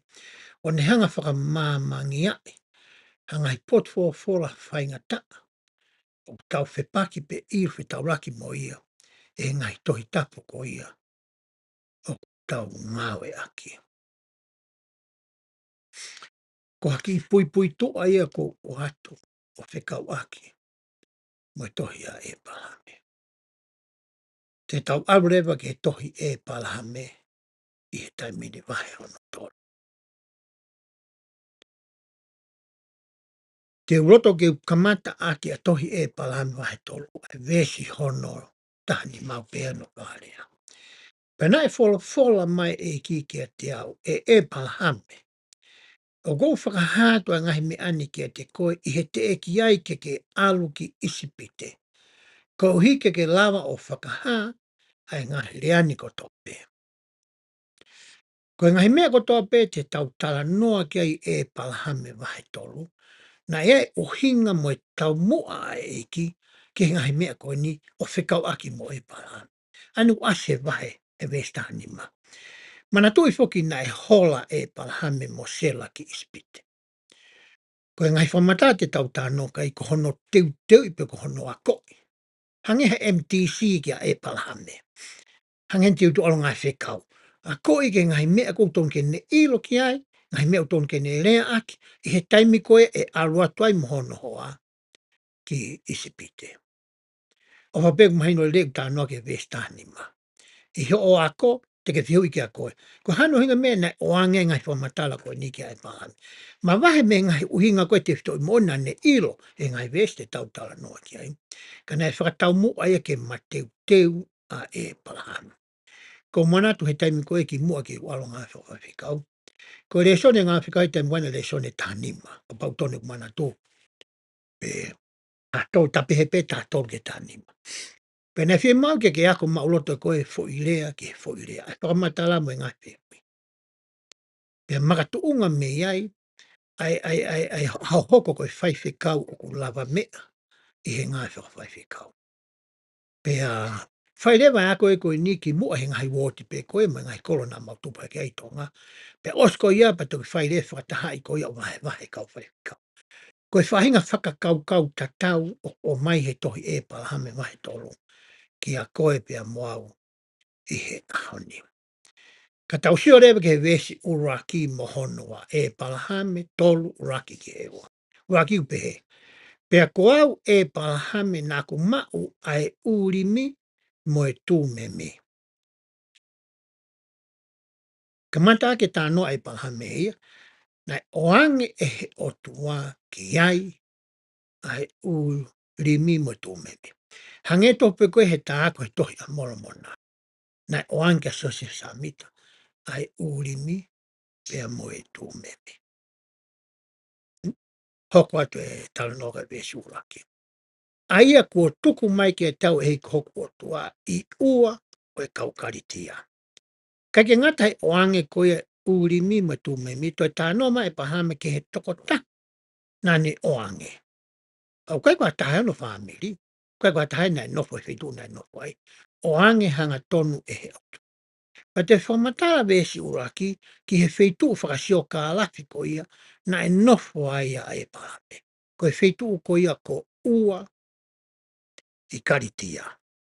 Ko whitu uia ko ia na e nofo ai e pahame sai. Ka paurea tau pehe ke tau sio ke tau mape, ke tau sange pe waha mape e asiai a ua ko ia o karitia. Te waru ke telefoni, ke asia toa mape, ko e mape ena. Ka pau te ke sio ki ua tu uia ofi ki o runga au pito i he konga lani melo ko ia o whakatata. E hawai ki toti ai, o toki alefo i laine uri ko na ua vai ua ko e nā. Ko e whitu uia na e tupu ai a e palahame e tau tāno e whoko. Pērewa he ahondia. Ai ku tu urewa a ua ife ia. Ko e whamatala koe e kau tangata ilo. Ngari ko e whitu whakaono pōne e ua. I Syria pe i Turkey. Ka whitu e ua ngari na e tu uai. e tōlahi lewa ni ihi o ku tau pehe, nai tu i Siria pe ni nai tu i Turkey. Ka koe mape koe nā ku o atu, koe mape a koe i fuakawa motu a, o e wheitu o ko ia o ku pehe, nai tupu ai a e Palahami. Veso no wau pehe. Pea nā ku mamata ki he ngahi whetu o ku fuu la lahi, pea koe taha oki nau tolu, na e ofi ki he taloni o e otua, pea na e lahi a ngai whetu la lahi na e ofi ki ai. Ko mea na sio kia e Palahami he ne mau koe ni ai urimi mo tūmemi. Na ne sio ia ki he ngawe whaka mea a ko ia ai otu. Ke ngahi ngawe ko ia a hono tōku. Ki hono whau ko ia o i universi. Pea mo i ngahi galaxy ke o i universi. Panihanga whatonga e wai ngahi palanite o kulala, wai ngahi palanite o ku medium, wai ngahi palanite o ku iki. Pane whatonga ale ngahi palanite lalahi, o wai fo i palanite ia e tahai, o ku tuu ia o ofi, ki he awhio anga o e otua. Ko mea na nenga whatonga he bes, ura ki moi ua. Koe whamaapopo te atu koe he vestolu, vai tolu ki he whitu. O ku kono hinga po kanga mena whalako hinga koe taimi. Au kai te ilo pe ku mauloto pe ke rau atu hani ihi me ngahi pēsi koe ni. Pe te uhanga pe o whaka mā opo atu. O hange ko ia ko ne asi atu. I ho o sāti. E sai pe ke mo whetu utaki mai pe ke usio ki ai. Pe koe haha o mauloto. Mahau te kamata pe ke rau pe haki i vēsi pe. Pe osko ia pa tuku ia ka koe ke hanga i koe whaka osi. Ai u vēsi koe o asi atu i he wahe tolu. Hai sai peke u kamata me he vēsi hono tolu. A te ngagre ku telefoni pe osko ia pa uhare ke foi slide koe ni ku asi atu e whaka maa opo. Pe he telefoni. Pea na e whola mai a e kiki a te au. Koe ngahi whetu upure e. Matui na sio ai pana wanga whetu u la lahi. O na lahi. Pea na wofi ki he tu. Tako api anga tu. Pai ta lange o tu ake ai pa. Ngai whetu u la lahi konu ke sio ki ai. Koe whetu upure e. Ai tala noa ki ai ai vesi koe. Hono tolu pehe ai. Ko hingoa koe ngahi whetu. Pea koe hingoa e whetu u lahi ko kōlapa. Ko ihe ku wofi ia ki a te au. He ko au ai otua ai eki koho otua ko whokotu ai whetu ko e ni ke pure. Ai ngai whetu ko toa pe ai o ku kau ke whahinga te tau moia o ku ke tuu ai. Hanga tua ui ai e palanite pea moe whetu o whetu ko toa. Tange he eki ia. Koe fwoi palanite koe ni a kōlapa. Ai a koe ofta haike te au i he ngai palanite moe ngai whetu. O i universu ke sioki ai. O lere mea kōlapa ki he fwoi whetu pe koe palanite kou ke tuu ai. Koe tamani o te. Hange o tua o ange ai whotu ai ora. Hange o tua o ange koe anga whotu ai palanite. Ka mata mei kōlapa lere mai ka e pahampi tutu ai ki mamani, pa tau te sio mei mamani ki kōlapa. I he tau sio a tau tohe tau ilo whakaono pōni, koe ngai palanite pe ni i tau hanga ilo i. Tau sio ki mamani, ko Merkuri, ko Maasi, ko Siupita, ko Venusi, ko Pluto. Ngai palanite ko ilo i koe e kau atama ia ko ia i ono pōni. Ka tala mai e he eiki ia. O koe ngai palanite mga whetu mea kōlapa ki a koe. Ka whamatala koe nane o ange e vestolo. Hoka te he vesi whā. pea naʻi folafola ma ike te au i he ulimi mo i tū pehe. O whai tatau a ko lapa moeanga o e lau taimi a e eiki, o whakatatau ki hono ngahi kuonga, mo ngahi whaahi tau, i he ne ngahi takamilo, pea mo e takamilo tu o taha, ko e aho e taha ia ki he eiki. O si pene tā noa ke whotu ko ia ai tuunga e paranite taktaha, o kai ke noa ia, alu me hie ki o whakahoko ka alu ai ki ko lapa ki he awhio anga ko ia.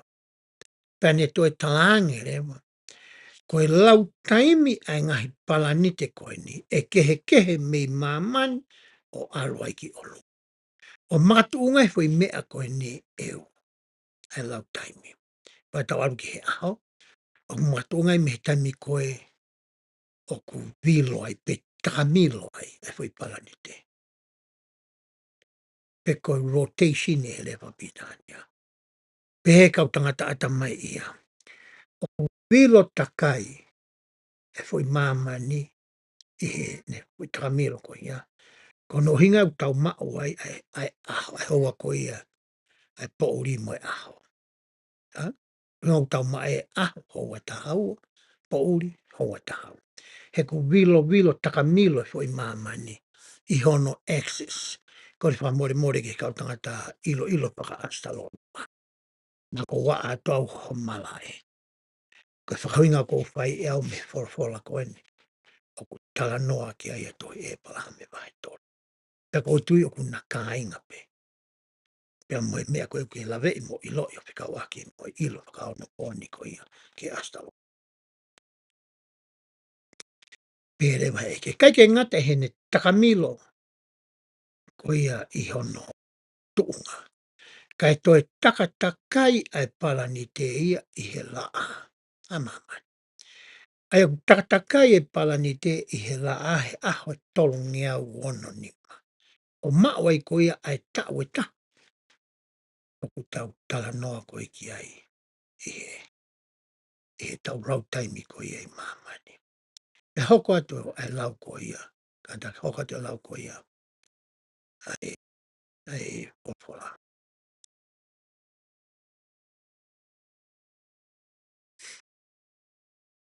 Pere vai. O whatatau ki he anga o ne lau taimi. Ko tau e taha afe. O whatatau ki he lau taimi. Ko tofa ki he mama o ke tuu ai. Tuke tu e lau mai me onge te maina le fai. Pisa o matala pe. O whaitatau a ko lapa mo e anga o lau taimi a eki. O whatatau ki ono ngai kuonga. Mo e ngai whai tau. E ne ngai takamilo. Pe ko e takamilo tu o taha. Ko e aho ia taha ki he eki. O whakatatau ki he anga o ene lau taimi, ko e tau e tahawhi ko e tau e tahawhi o whatatau ki he lau taimi kua ko tofa ki he māma o ke tuai. Ko e ko hinga visu mata lampe he. Ko e tau e tahawhi ko ia a takai ko a māmani ko ki he laa. Ta tau pea mo e fwoi aha o e taha. E he takai ko ia a ko lapa. Wawe ange tau tolu, tō ohi ange pia tuai ange a ko lapa. Ko hinga wea kehe ko ia i he lau taimi. Te whenua petu ki lai koe toenga. Ka te wate awa whakamā opo ko ia vestolu hewe. Tala noa ki ono whotutu e ngahi palanite o kamata mei ko lapa ki mamani, mo e whai ke heho ke ngahi palanite. Tala noa ki he vilo takai, pe koe rotation, pe mo e takatai koe revolution. Aia ku revolve mamani e aho tongia ono nima i he ki he laa.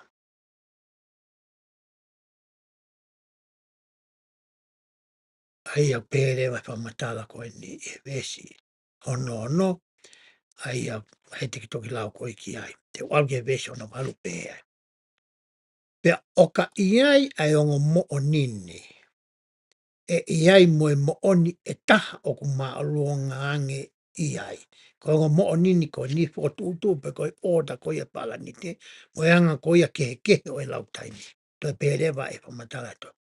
O te re mo e fo i mo oni e taha ku maa luonga ange i he o mo ona ku lau kai pe. E iai ai mama e taha o ku toi fuoloa ange a hono lautaimi. Ka pau o ku iai ai mea e ua e o maalunga ange ai taha I he taha. E iai me ngahi mea la lahi ange iai. Ko ia ko lapa, ko lahi taha I hono kotoa, oe ko kau vimi, aia o ku ke mamata ki ai koe o pofta haia ki te au. Tana eki. Ka iaha mea taha I lalo I tau kamata me. Ia re mea taha ia maalunga. Pea koe mea koe te ai mea taha, maka leo ale whakalakalaka me whakahoko ko ia. Ke o ki ko lapa. Tale ukau ke siasi ko ni mo whanongo I he tala noa ko ia ki he lau taimi. Na kai peke I loko mahino rei ka te au ahono. Toki hanga I he vesi ko ni. O whakamaa alala I ki te au ai uhinga. O e whakamatala ko eni. Hoko atu ai lau ai vesi he wawe e tau taimi. Ko e konga ua re vaeni o whakahana e whai ko ia. Kia e pan. Konga ura ke na tau sio koe ki ai. Sio ke ngahi ngai whakamea e ki mo palani te, mo e lau taimi, mo e nau whai ke heke. Newa nau whukohunga nau whai ke heke, he whakotuu nau toko ngai tuunga pau, in order. Ngai tuunga pau, I he o tuu ai universe koe ni. Koe konga ni hono ua whakahana e whai ke hai e pāmea pāmai tolu. Au kamata e vesta tāu pēhea. Ko ia ko au e palahame, nā ku whakatau whola ki he eki, ko e mata ki he mata. Kai ke toi sio ina e palahame ia I he uri mi mo I tō me mi. Konga hono wānia, ko na whe pōtala no aki na ua. Pea moe, pea pēre. O hange ko whe tala no aki ai tangata e ta, mo e tangata e ta. Perane whakahā ki a te au o kau ke ngai mea, ko ngauhi e hono tōkupu. Vesta wau pēhea. Perane whawhora mai ki a te au e hoku who, e hoku whoha. He taim te tau siwa ke tohi a Moses e nani ngawe a ki a lea tatau. Nai mamata e paham ke ngahi ngai whakaofo nei whai e he otua. Pane ilo ia whahinga poto, mai o tua ia ai mama pea moe mooni kotoa pe. Ma uia e he otua. Pea whakatumutuma e palahame I he ne ngā ke whuirea ko ia e hoku whoha. Na kai ke whengatāke pē mai e palahame, pē mai e kuta mai o eiki. Pē mai pe koe palofita. Na pē mai e heia, e hoku whoha. Na hangai o tua whakamahi noi kia e palahame. Ne ongo na uhinga ngahi ngai whakamea e koe ni, na whakatau mua kotoa pe ia kia e palahame. Koe pēa moa. He ko koe pēa moa, ko hono whoha, pēa mohono o. Ko mene whakame o tuake mai no ki ai. Owa teke a vea koe I ngahi mea nā ke sio ai. Ka kou tātu ai ngahi mea ni keke ilo I nā ko ngau he ngahi mea kotoa koe ni. Maau. He koho mau inga koe ki a te au. O ke te tau pe koe. Pe maulungange pe mau inga koe hatoa mea he koho. Koe tau identity ia. Pe koe anga ia a ho tau. O ilo I tau tau. Koe whoha tau tau whanau tau. Ai o tua. Pe hau koe te whamatala koe ia e vesi. Pe nai mawhātu ano tōku pe. Wakai te whakahā ki a te koe ngahi mea ni kotoa. Pe nane ai hono tōku pugi hoku mata. Pe nā ku mamata ke ngahi mea ai a kua ngau e hono tōku pu. Ai a nai la. Pe nai tupo la hia I hoku ao. Pe nai kai te wha mamata ki hono ngatanga o ia. Sio pe a paraha mehe uri mima tu me miki hangai. Whakatu utu ko ia ngai pala ni te. Moi kehe o I lau tai mima e hafuma. Toki hare e ki o ala mai ki hono fofo. E toki laware a pam ke sio. O I kai ke ne lawa ia mako pusi. Ai lahi whaka fau o mu whakao. Ai ngawe ko e ne whai. Westa whau pehe ai. Pea koe taimi po uri, aia nai whorofola aki mai e kia ngai whorofolan kia te au. Ke u whakatoko lahi koe, pea moho hako, I mui a te koe. ke hange koe ngahi me ani, pia ka pau i kai te ke lava o lau ai lahi o e one, e pehe ai tō lahi. Au ngai ako. O angai pehe e kia tāpo aki koe ni mai paha. Sio ke ngahi whetu, pia moe universi, pa ke sio ke he one kotoa o e tahi. E pehe tofu pe, au ngai ako. O ta tawa e pepe ku ohi mai koe, i he papitai so ki hongo le ke hoko ai koe. Koe hako e pahame, pe ku ke hoko koe hako e pahame i he toto.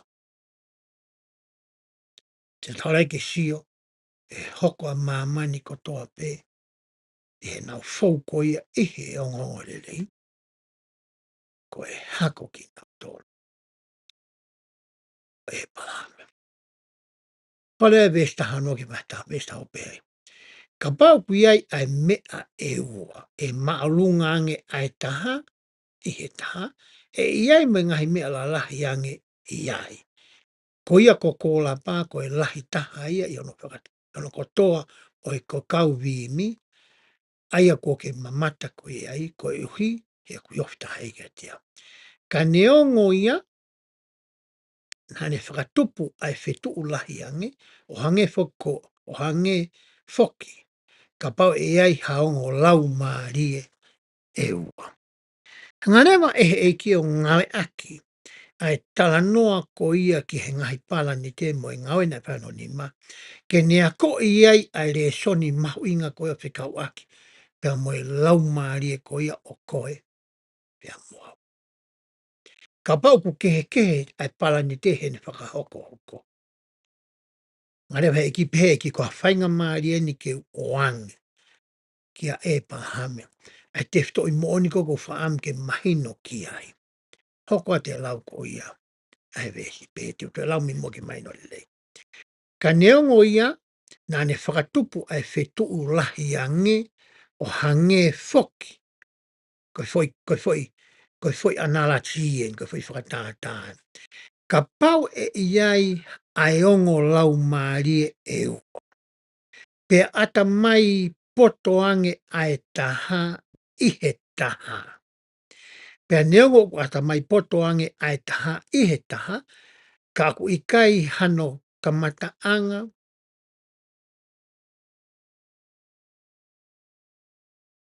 ka ku ikai hano kamata anga o ongo lau maariene. Nāna i mua e ikai hano ngata anga tena iai a moi.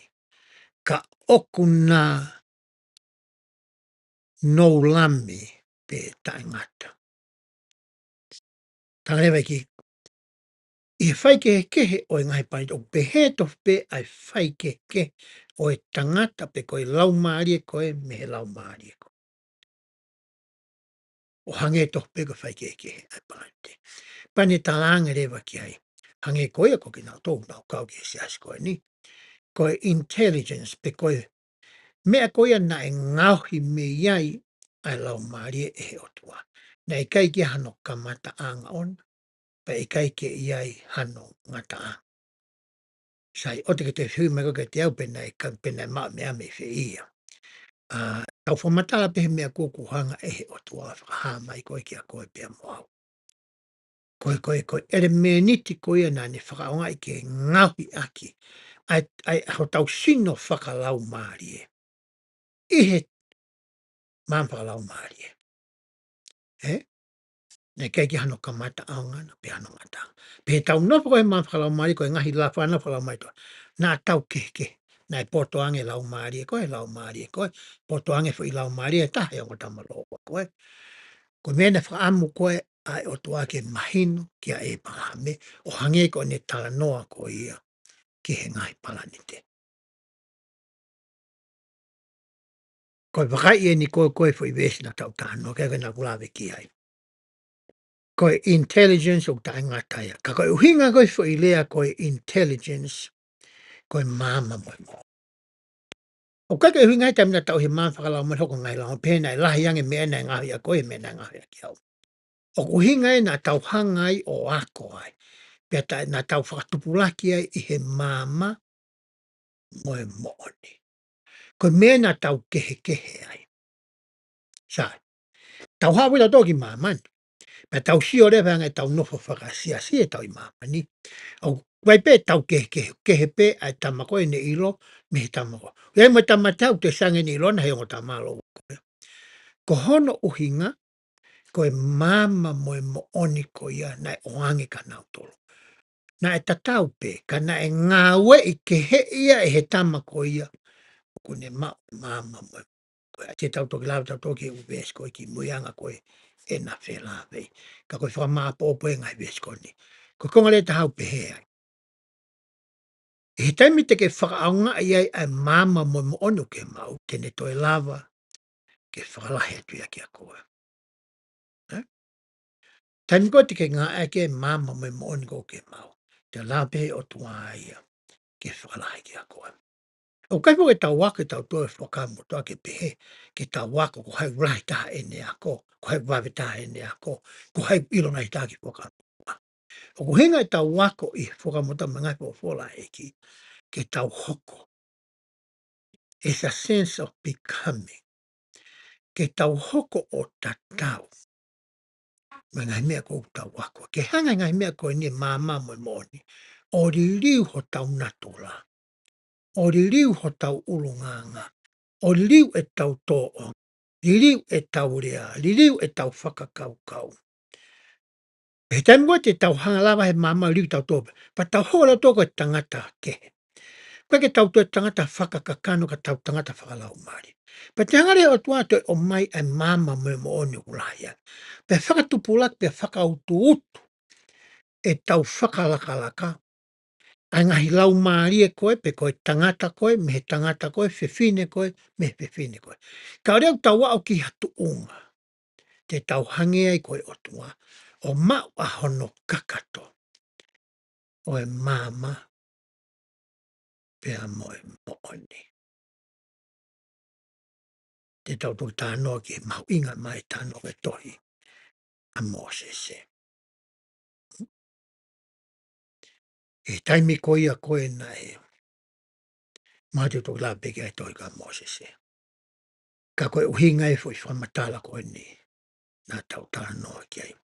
Koe whai kehe koe nā tau, nā hoka tau tolu I he māwhalai tau kei hoko koe, koe whoha whakalau maari, whakalau maari e maisino whakalau maari e o tua. Ka mai rewa e lau maari e koe ia, o ho mai e he o tua ki he sino koe nai ngahi me he kere kere. Hoko re ia koe soul of man. Koe mooni I lau maari. Koe mooni I lau maari, koe ongo sino kehe e ua. Koe lau maari mo whakamateri. Pea toi mai pe kehe koe he tau nofo koe ia I he mamani koe ni. Tau sepa toi apsiasi. Tau ki apsiasi tau te ngai kalasi, tau ia ngai meu tau tānoa ki ai. O kui ai pe tā mai pe koe whiwhine pe koe ki tō tupu. O ku makehe atu e ne ilo ana ke ngai mea o e ngōreri. Kono ngapu ina ni hanga e whakaaonga e mama moe mo oni. He kumai mama onu ko ia. Pe ki ko au koe mama moe mo oni. He tau whaako koe ke mama moe mo oni ko ia. O matu o ngai e mama ngia mo whakatupulaki ko ia. O tau tala noa ki ai. I he aoni. E palahame wahe tolu wesa tai wau pe ai. Pena e whola mai ki ke te au. O kuiai ai ongo mo onin. Mo oni. Pea kuiai ai lau maari e ua. Pea ata mai poto ange taha I he taha. Pea iai ha taha ata mai poto ange ia ki naua. Koe anga rewa e tau whaka. Tutu. Potange tamako iai tamata poto ange na. Iai tamata poto ka ange wei tōtolu ko ia. Pea hoko te lau ko ia ai vesi. Koe eiki koho o tua hau. O kou ata mai poto a ngeau ia teki nau tolu pe ia teki mo tolu. Kotoa pe. Koe tau whakalaka laka ia. Tau soke kau taki ko tau sesi. Kehe atu. E nau ilo ki he ngō rei koni. E ngai toka te rine, e ngai te whitoi mo oni. E ngai hono whotu utu o siasi. E ngai polo kalama. E anga ko e nau whehe ufaki. ai programa ua fea ai siasi, kono ngaa ke paanga ai siasi, ke toni e paea mai masima.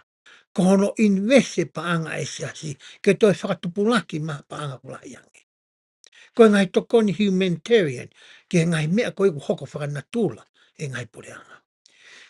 Mau he kau tame ko ni ai mama moe mo on, o ku kehe atu ia, mea koe pia mo. Koe whakatukuto o pe tala noa koe ni, o tau tama e vesi. Pe alua e wau, ka koe otua, o ku kano kato ai. Tane ne e kune i loi, me he kamata anga ki he ngatanga, me i alpha ki a omega. Ilo le leia he toa, he kua kano kato ia. Ko mea ne whakaamu koe, ehe o tua ke mahino ki a e parame, ai whela vei, ai ngau e whakamea hono ni ma, mo e ngau e mahu inga taha nā ne whai, ko hono whakatupu whakalau maari e ki tau. Mo e anga whakalakalaka nā tau whai, i he mawa, mo e whahinga whakalalaka te tau whakahoko ta tau pe, i he mo ui whakamateri e koni. Ko nunga tau waka e parame mo Moses te ki tau wala ki a senesi. Ke mahino le rei ki a koe ahota tupu anga. Mo e mau inga ngau e nāne whai nei whakatau mua pe ia ki a koe pe a moa. Hoka te lau koe ia. O, te wate ngai whakatātā pe ko ngai example koe ia poto whaka au furi koe ia tua pe e ki ke pe rua noa. Nai whikau atu e hiko o tua e ni kau ange loke whakahau koe me ni matau aiko erikena. Mati wana tupaka e parame ua i karitia. Nai lot tampua hoi ne tamai ana. Kau he lot whaka ispite. Whi laulo ake whanau iki. Tange he iki. Tō ke mana tu. Ai aho koe nai o ato ai koe. He tau aiko erikena. Ke whi laulo koe ki o tō whaka ispite. E wene ne keisi. Ke pehe ko haina ne hanga o ato e angelo. Ke ne whakahau koe. Koa. He naku awhio i o e mea koe hoka koe. Hanga iki o ange ki whakarika ka e palahami. Ai tuunga koe o tau whalala ka kato ai koe ki ai. Ai tuunga koe o tau ui ia koe o tua. Koe mapi. Koe o tua kune awhio i me ka mata ake e kuanga. Hai ki o talange ai. Te oate ki whakatata si ko ni ke mahino ki a koe.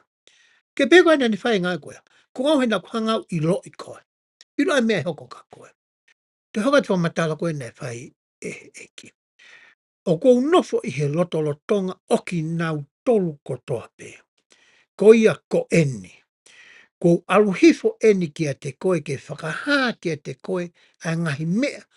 Ko ngauhi e hoku nima. Ai aku mahuluange ai a hoku poto ia te ki nau tolu kotoa pe. Tai ki sai talamainga te au. Ko ngahi mea koni kua ke mamata ki ai. Ko hai ia moutoro.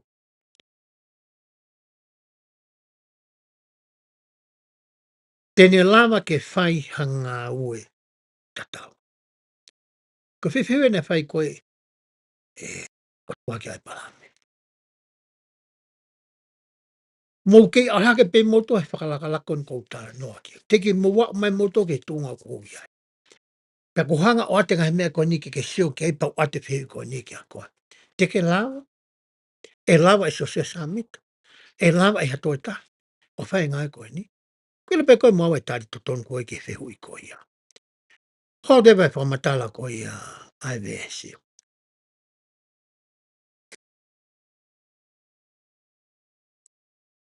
He o kou pure i he ngahi langi i olunga, pea i he mamani i lalo. I he poto mo e anga whakapoto poto kakato. Ike pe mai pe sete ni manoa, pe sete te au. E ku ilo mo ku pure e ngahi mea i olunga, mo e ngahi mea i lalo, ngahi mea i he waha, ngahi mea i he hema, ngahi mea i he matau, ngahi mea i mua, ngahi mea i hotua. Ilo whakao niwa ki he mea kotoa pe. Pe hoka tene whamata.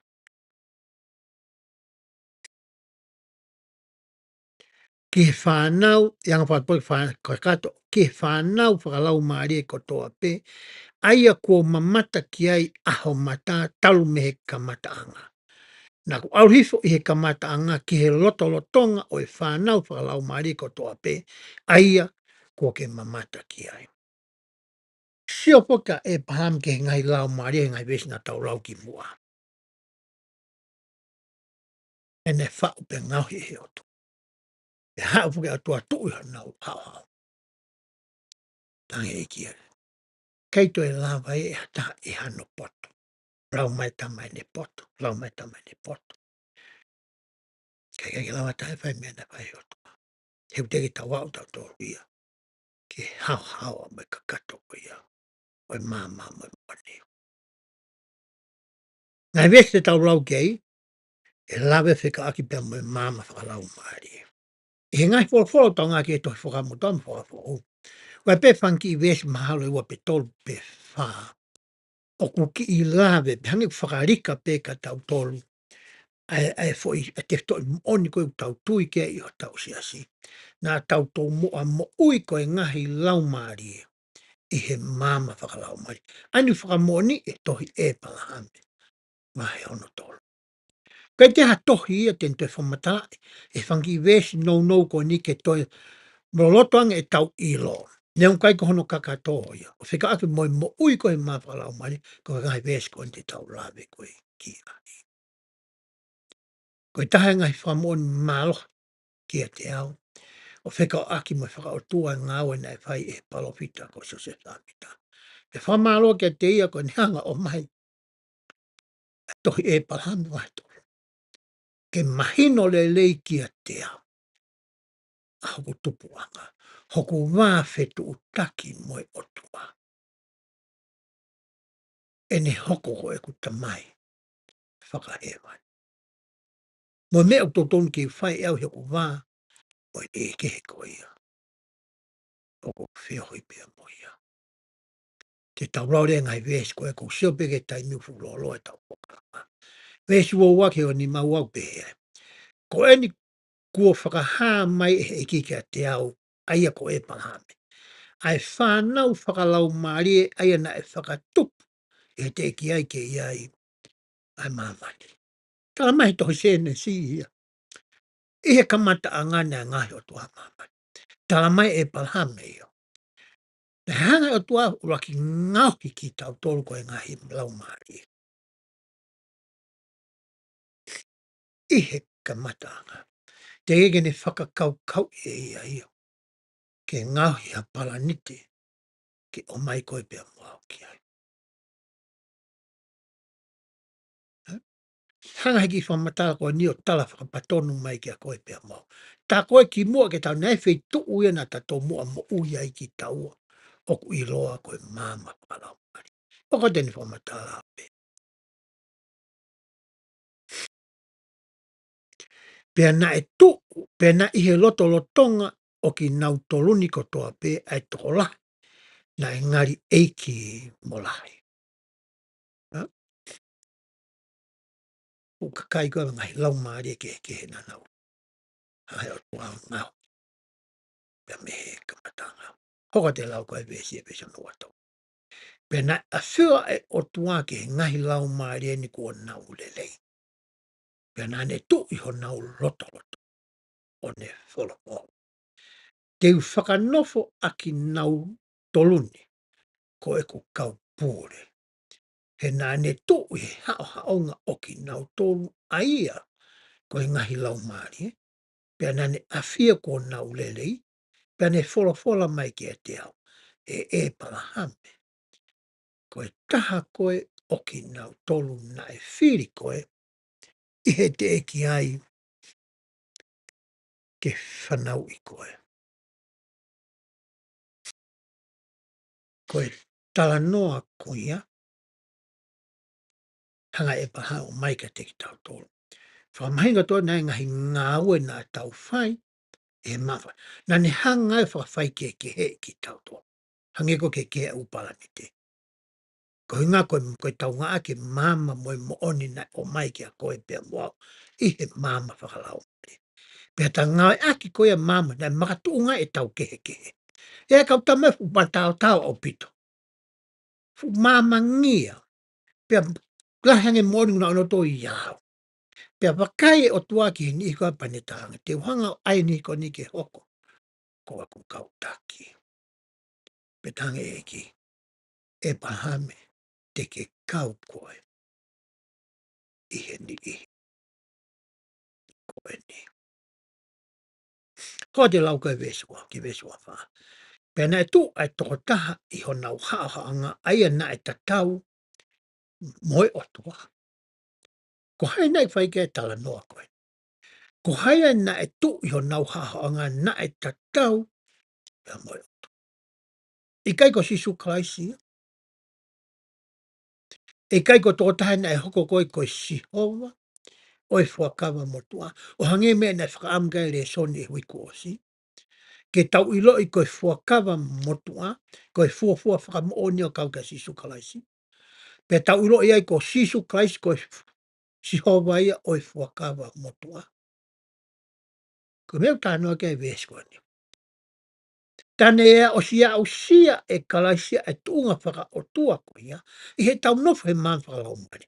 Na ne ngā ke mama me mone ai o awi ke tuunga na e kāno kato i o hange ko o tua ko i tamai. Pehe vesi no ko atu. Pena ni fola anke teki kia teki nau tō na ia te ia. Te tau aluhifo o kui heni i hena ha wahaa ata ata. Pe te tau to'o me ngahi me ani pe tau ngau ya mamani. Aia e lava ke nofo ai aki nauto. Mamata e ki a koe pia moa. Pane ilo e plani koe ai otua. Pia tāngere wahe e ki a Michael. Hau koe, kia me kau tangata ke. Tau hanga rewa o ngau e ngai mea tau sio ki ai. Ke ngau ya mamani. Ai te tau toki ala koe ki ai. I he tohi a senesi. I he kamata ngana ne ngau. Hoko te lau koe ia. Ai vesi. Pe te tau sivi i ai. Te tau sivi aki nau tolu ihe me ane. Ke wakai pe te nau whai a ngai mea kotoa pe e whikau e iki ko nau o toa. Ke te ki nau tolu. Nei me e na ta talahangi. Pe na ta fua kāmangi ki he o toa. Ki mua ke te hau koe ke mamani koe ni te ta hau. O ku wakai iki taua i he mo ui koe ni. Pe te ta whakahoko koa ai palomese. Ta ta whai ki he o toa.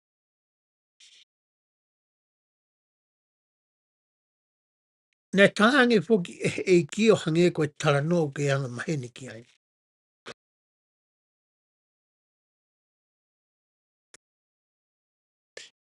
Aia te urau atu e au i he vesi koe ni.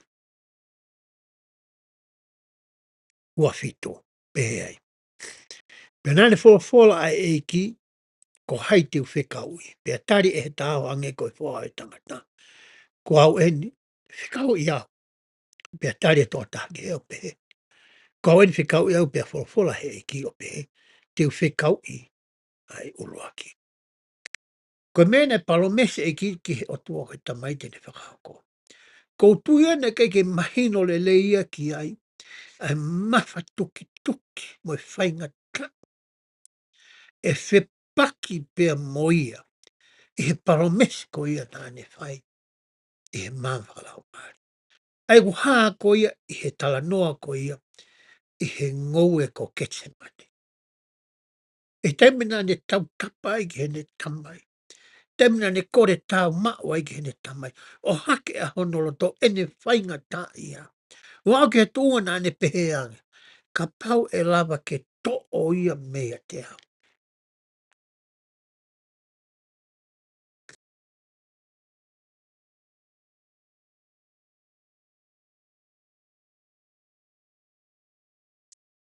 Ne keke ne hanga i loi. E lea nāne whai. Kana ne hanga i kuna i. E misionara ne hao. Kai toi ke me te mou tau fofua maari ai. Ka mo ka tohi tu unia whika ake mai anga koe nofo Māori. Nā tau loto rei pē ke tau Māori. Ke tau ilo e tau tōru e pa hako e mea whao pia mai nofo Māori. Ka nā tau wako pē along the way. Ke tau nofo Māori. Whiwhi te muna e tau whanau. Pea mai nā toi whaino hino. Ke hanga kono tau i whanau. Ke iai. Ka nā tau palomesi tau tōru ia. E mam whakalau Māori e. Te tau whakahoko e ngai koe ni. Ne o na ke tau ilo le tau tōru ai whainga taka. O e mawha tuki tuki. O e whatongia. Ko e ni. Te whapoki mai ai slaiti. Ki he wes koe ana tau iai. Ka konga whakausirei te ulawi ke hao. Ni koe whai ke whi rea koe ia. Koe foreordination. Pea moe predestination. O hinga foreordination ia ko ha mea nai o atu ki a koe. Sai. Pea wia koe le vai ke whiri. Pe te ke whie ma uia. Te ke whai hangau ke a usia ia. Pe kai. Koe predestination ia ko ha mea ko o si whakatapu. Pe whakapatonu. Pe o atu ia ma au o kei te hao whiri. Koe mea pēka koe te ke hoko koe ki ai eti. Whiria koe koe predestination.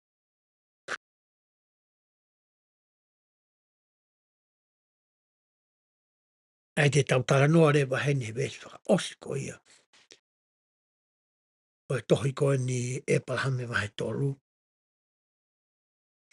Ke whai ke he kehe. Koe mea e ua koe ni. Pea ko usewa ke egu me me hoa e ua e tau.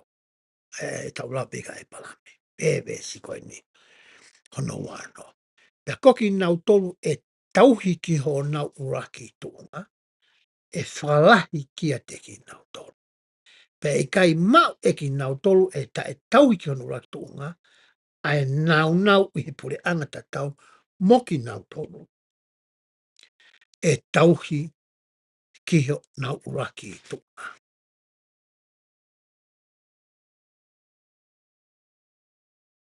E foreordination ni kon tau tāna ki ai. Watka ko ia ai e tau ataina ke whiri. Ka pau te ke tauhi ki ai. E toi whakalahi atu rewa ki a koe. E ka pai ke tauhi koe ki ai. He kai te ke ausia ia koe. E tuunga koe ia. E to tono ke ai. He nani a fio e ngawe na ta whai e waktuunga. Ai uta ilo lahi ke ngā na ta whai ke ho ta tāpua ki whakapētere ake. Koe whetu e kune hanga spela i ka koe pia mua. Ai mea na ta whakahoko ai. Koe mahu ingai koe ke ta whaalau ho ta tāpua ki. Ki kamata pe ke ta hehema. Ki hatu unga uto e ke heange. To koni e ke ne whakamana tu. Ai mea na ta palomes koe. Te ta hao whai. Mo mea na palomes e ho tua. Te ne whai ki a koe. Pia mua. Hoka te lau koe ia. Ai vesi. Pea koki nau tolu e tauhi ko nau tuunga hono ua. E tānaki atu e teki nau tolu. E tānaki ai nau ki ho nau uru o taingata. Pea taingata.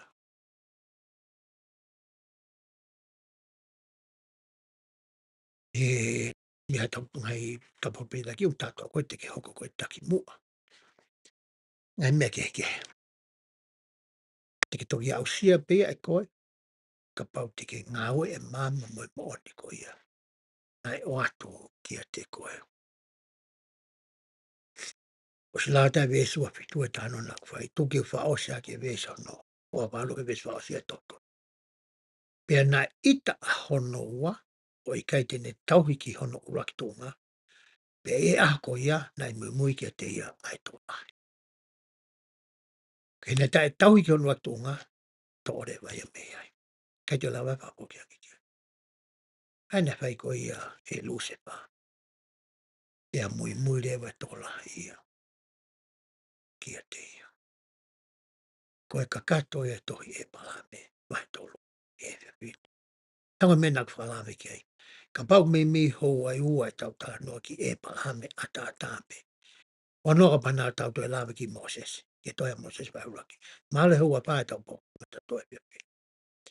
Ka kohanga e o atu ai ai whakakaukau koe ni. I he aha a pongpongi, te whanga lewa lele i atua e tohi Moses e vai uraki. O papete mo fie maari e peki ai.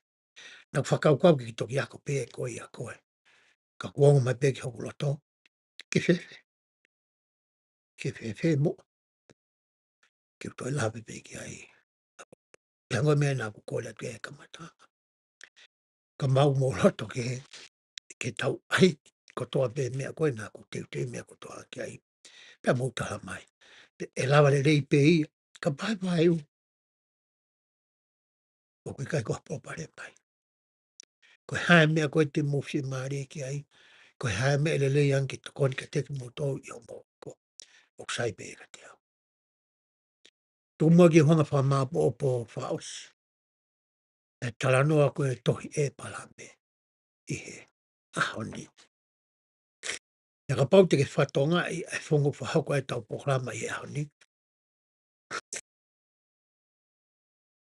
O ko kehi si ia. Pea me he tau hanga ko ia. A whakahoko i poklama ko ia. I he taimi o tau whai e re soni i apsiasi. O ki kai te ke whatonga e koe ke upeheke o nofa o ia o ai whakakaukau o hange ko ia. Ko ngai whakaukau whotu atu koe ki a koe. Pea moau i he tāko koe e tā re soni.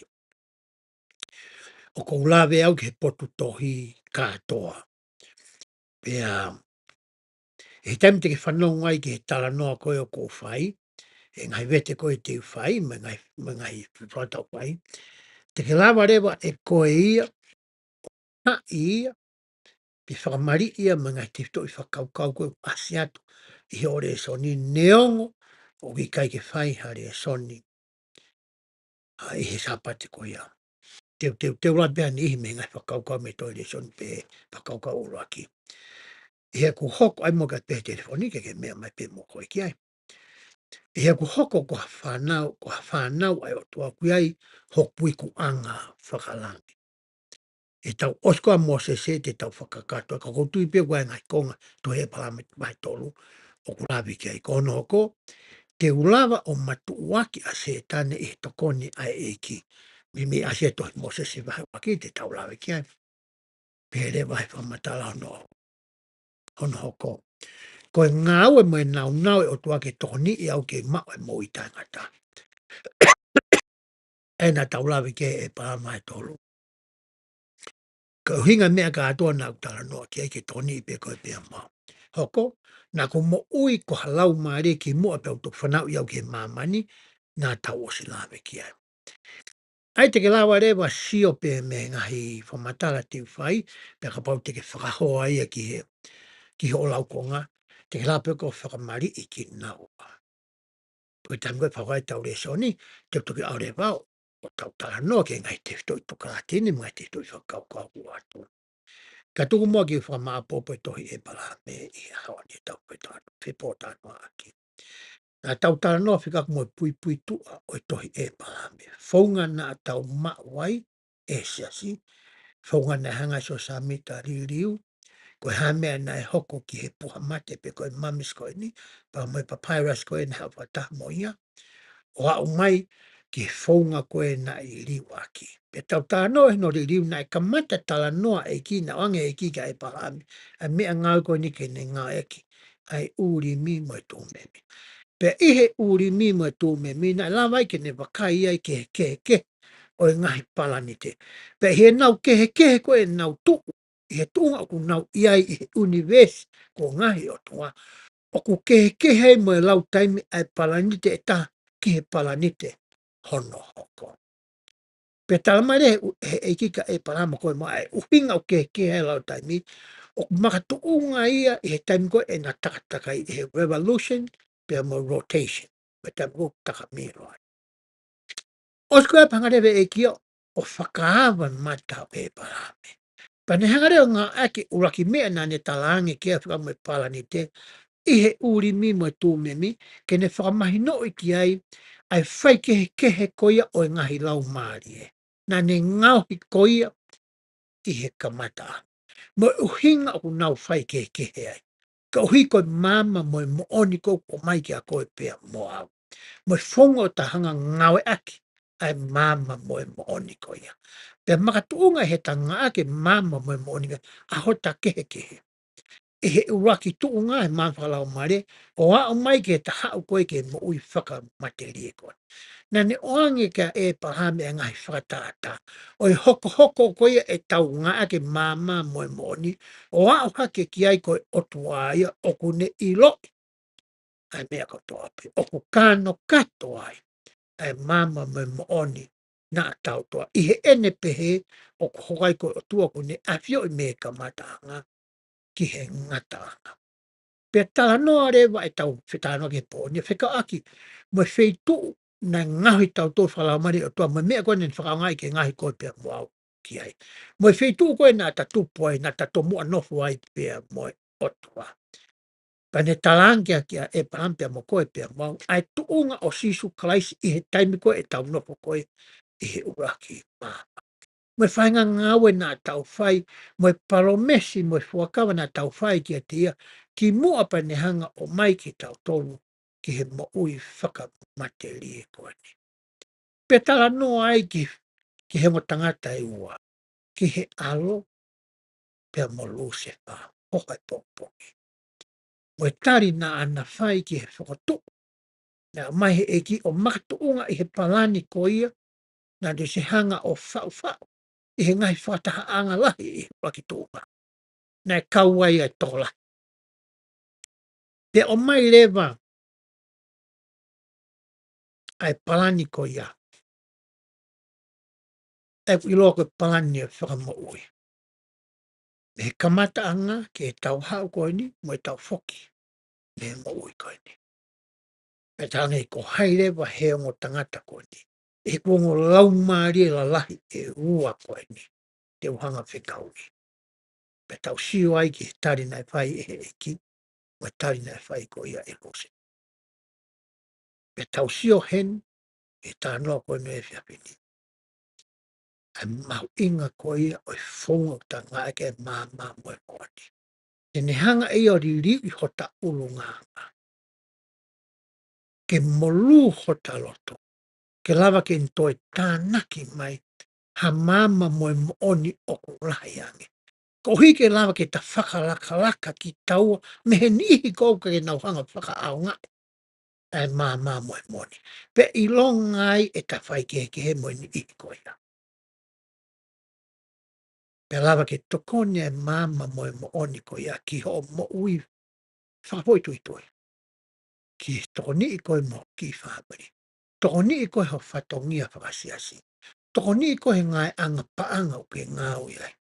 Tokoni i koe ka hoko. O whafafongai. E kakai whitu ke nofu ai i he pureanga. O lam. E mama mo e mooni a koe ni. Ki whengawe aki. Pia whekolosi aki. E ngai konga ke. O e o whamoni mālohi mai tohi e pahame vai tolu ki a koe pia moa. Ki mua i he kamataanga mamani koe ni. E ngā lahi nei whaihe o tua. O lawi ai koe pia moa. Pēne mai tānoa whakatata māri. Ke ne whakahuhu mai ai. Ai te whito i moa ni koe. Ko koe pia moa koe whanau ki tau. Ai o tua. Koe ngai mea ko toa nā ni ngauhi. Nei tau mua pia ta. Ange koe lau e tohi Mosese, vai ura ki wesa no tohi. Ko hono nau, ko hono koloria, ko hono langi ia. O ko mao ia, e ta whakalaka ko ia. Ke au ki a, ku tā usia mea ofa mau inga taha ai o toa. Ai a koe mo uita ngata. Pe mo ta hake ki ihe nau uraki ko ia. Koe whakaserestiare. Ko ofa lahi atu. Ke te kimuto. Mui whamalo. He ngai lotu mo whai. O lawe ai motu o koe. O kai ke ngata peke te au kai ope ngai lei ko ia. o sio mata tau sio whaka. Ki o hoa mai whanau mai whanau. Pe o te whamaro ka te moto. Ko kore ki he eiki ke ne hanga tāpu ki na ki moto o whakalaki. Ai mama mo e ilo o ko mo mau mai mono ke te moto. Ki lava ke whakaututu. Hao mo matiu teu. Ka oi ka ngai whatongia mai ngai ngapa mamapa. O kuia te moto. Ko whamoni ka te moto ka he mea na tau rawe ki ai i au te. Ko whina ngā loia o tu. O whaka o tua. E ngai mea o ko tātoa ki ai. O behe e whakamooni mai ofa ko a te moto. E loto maulala mooni e wapa Sisu Klaisi. Amen.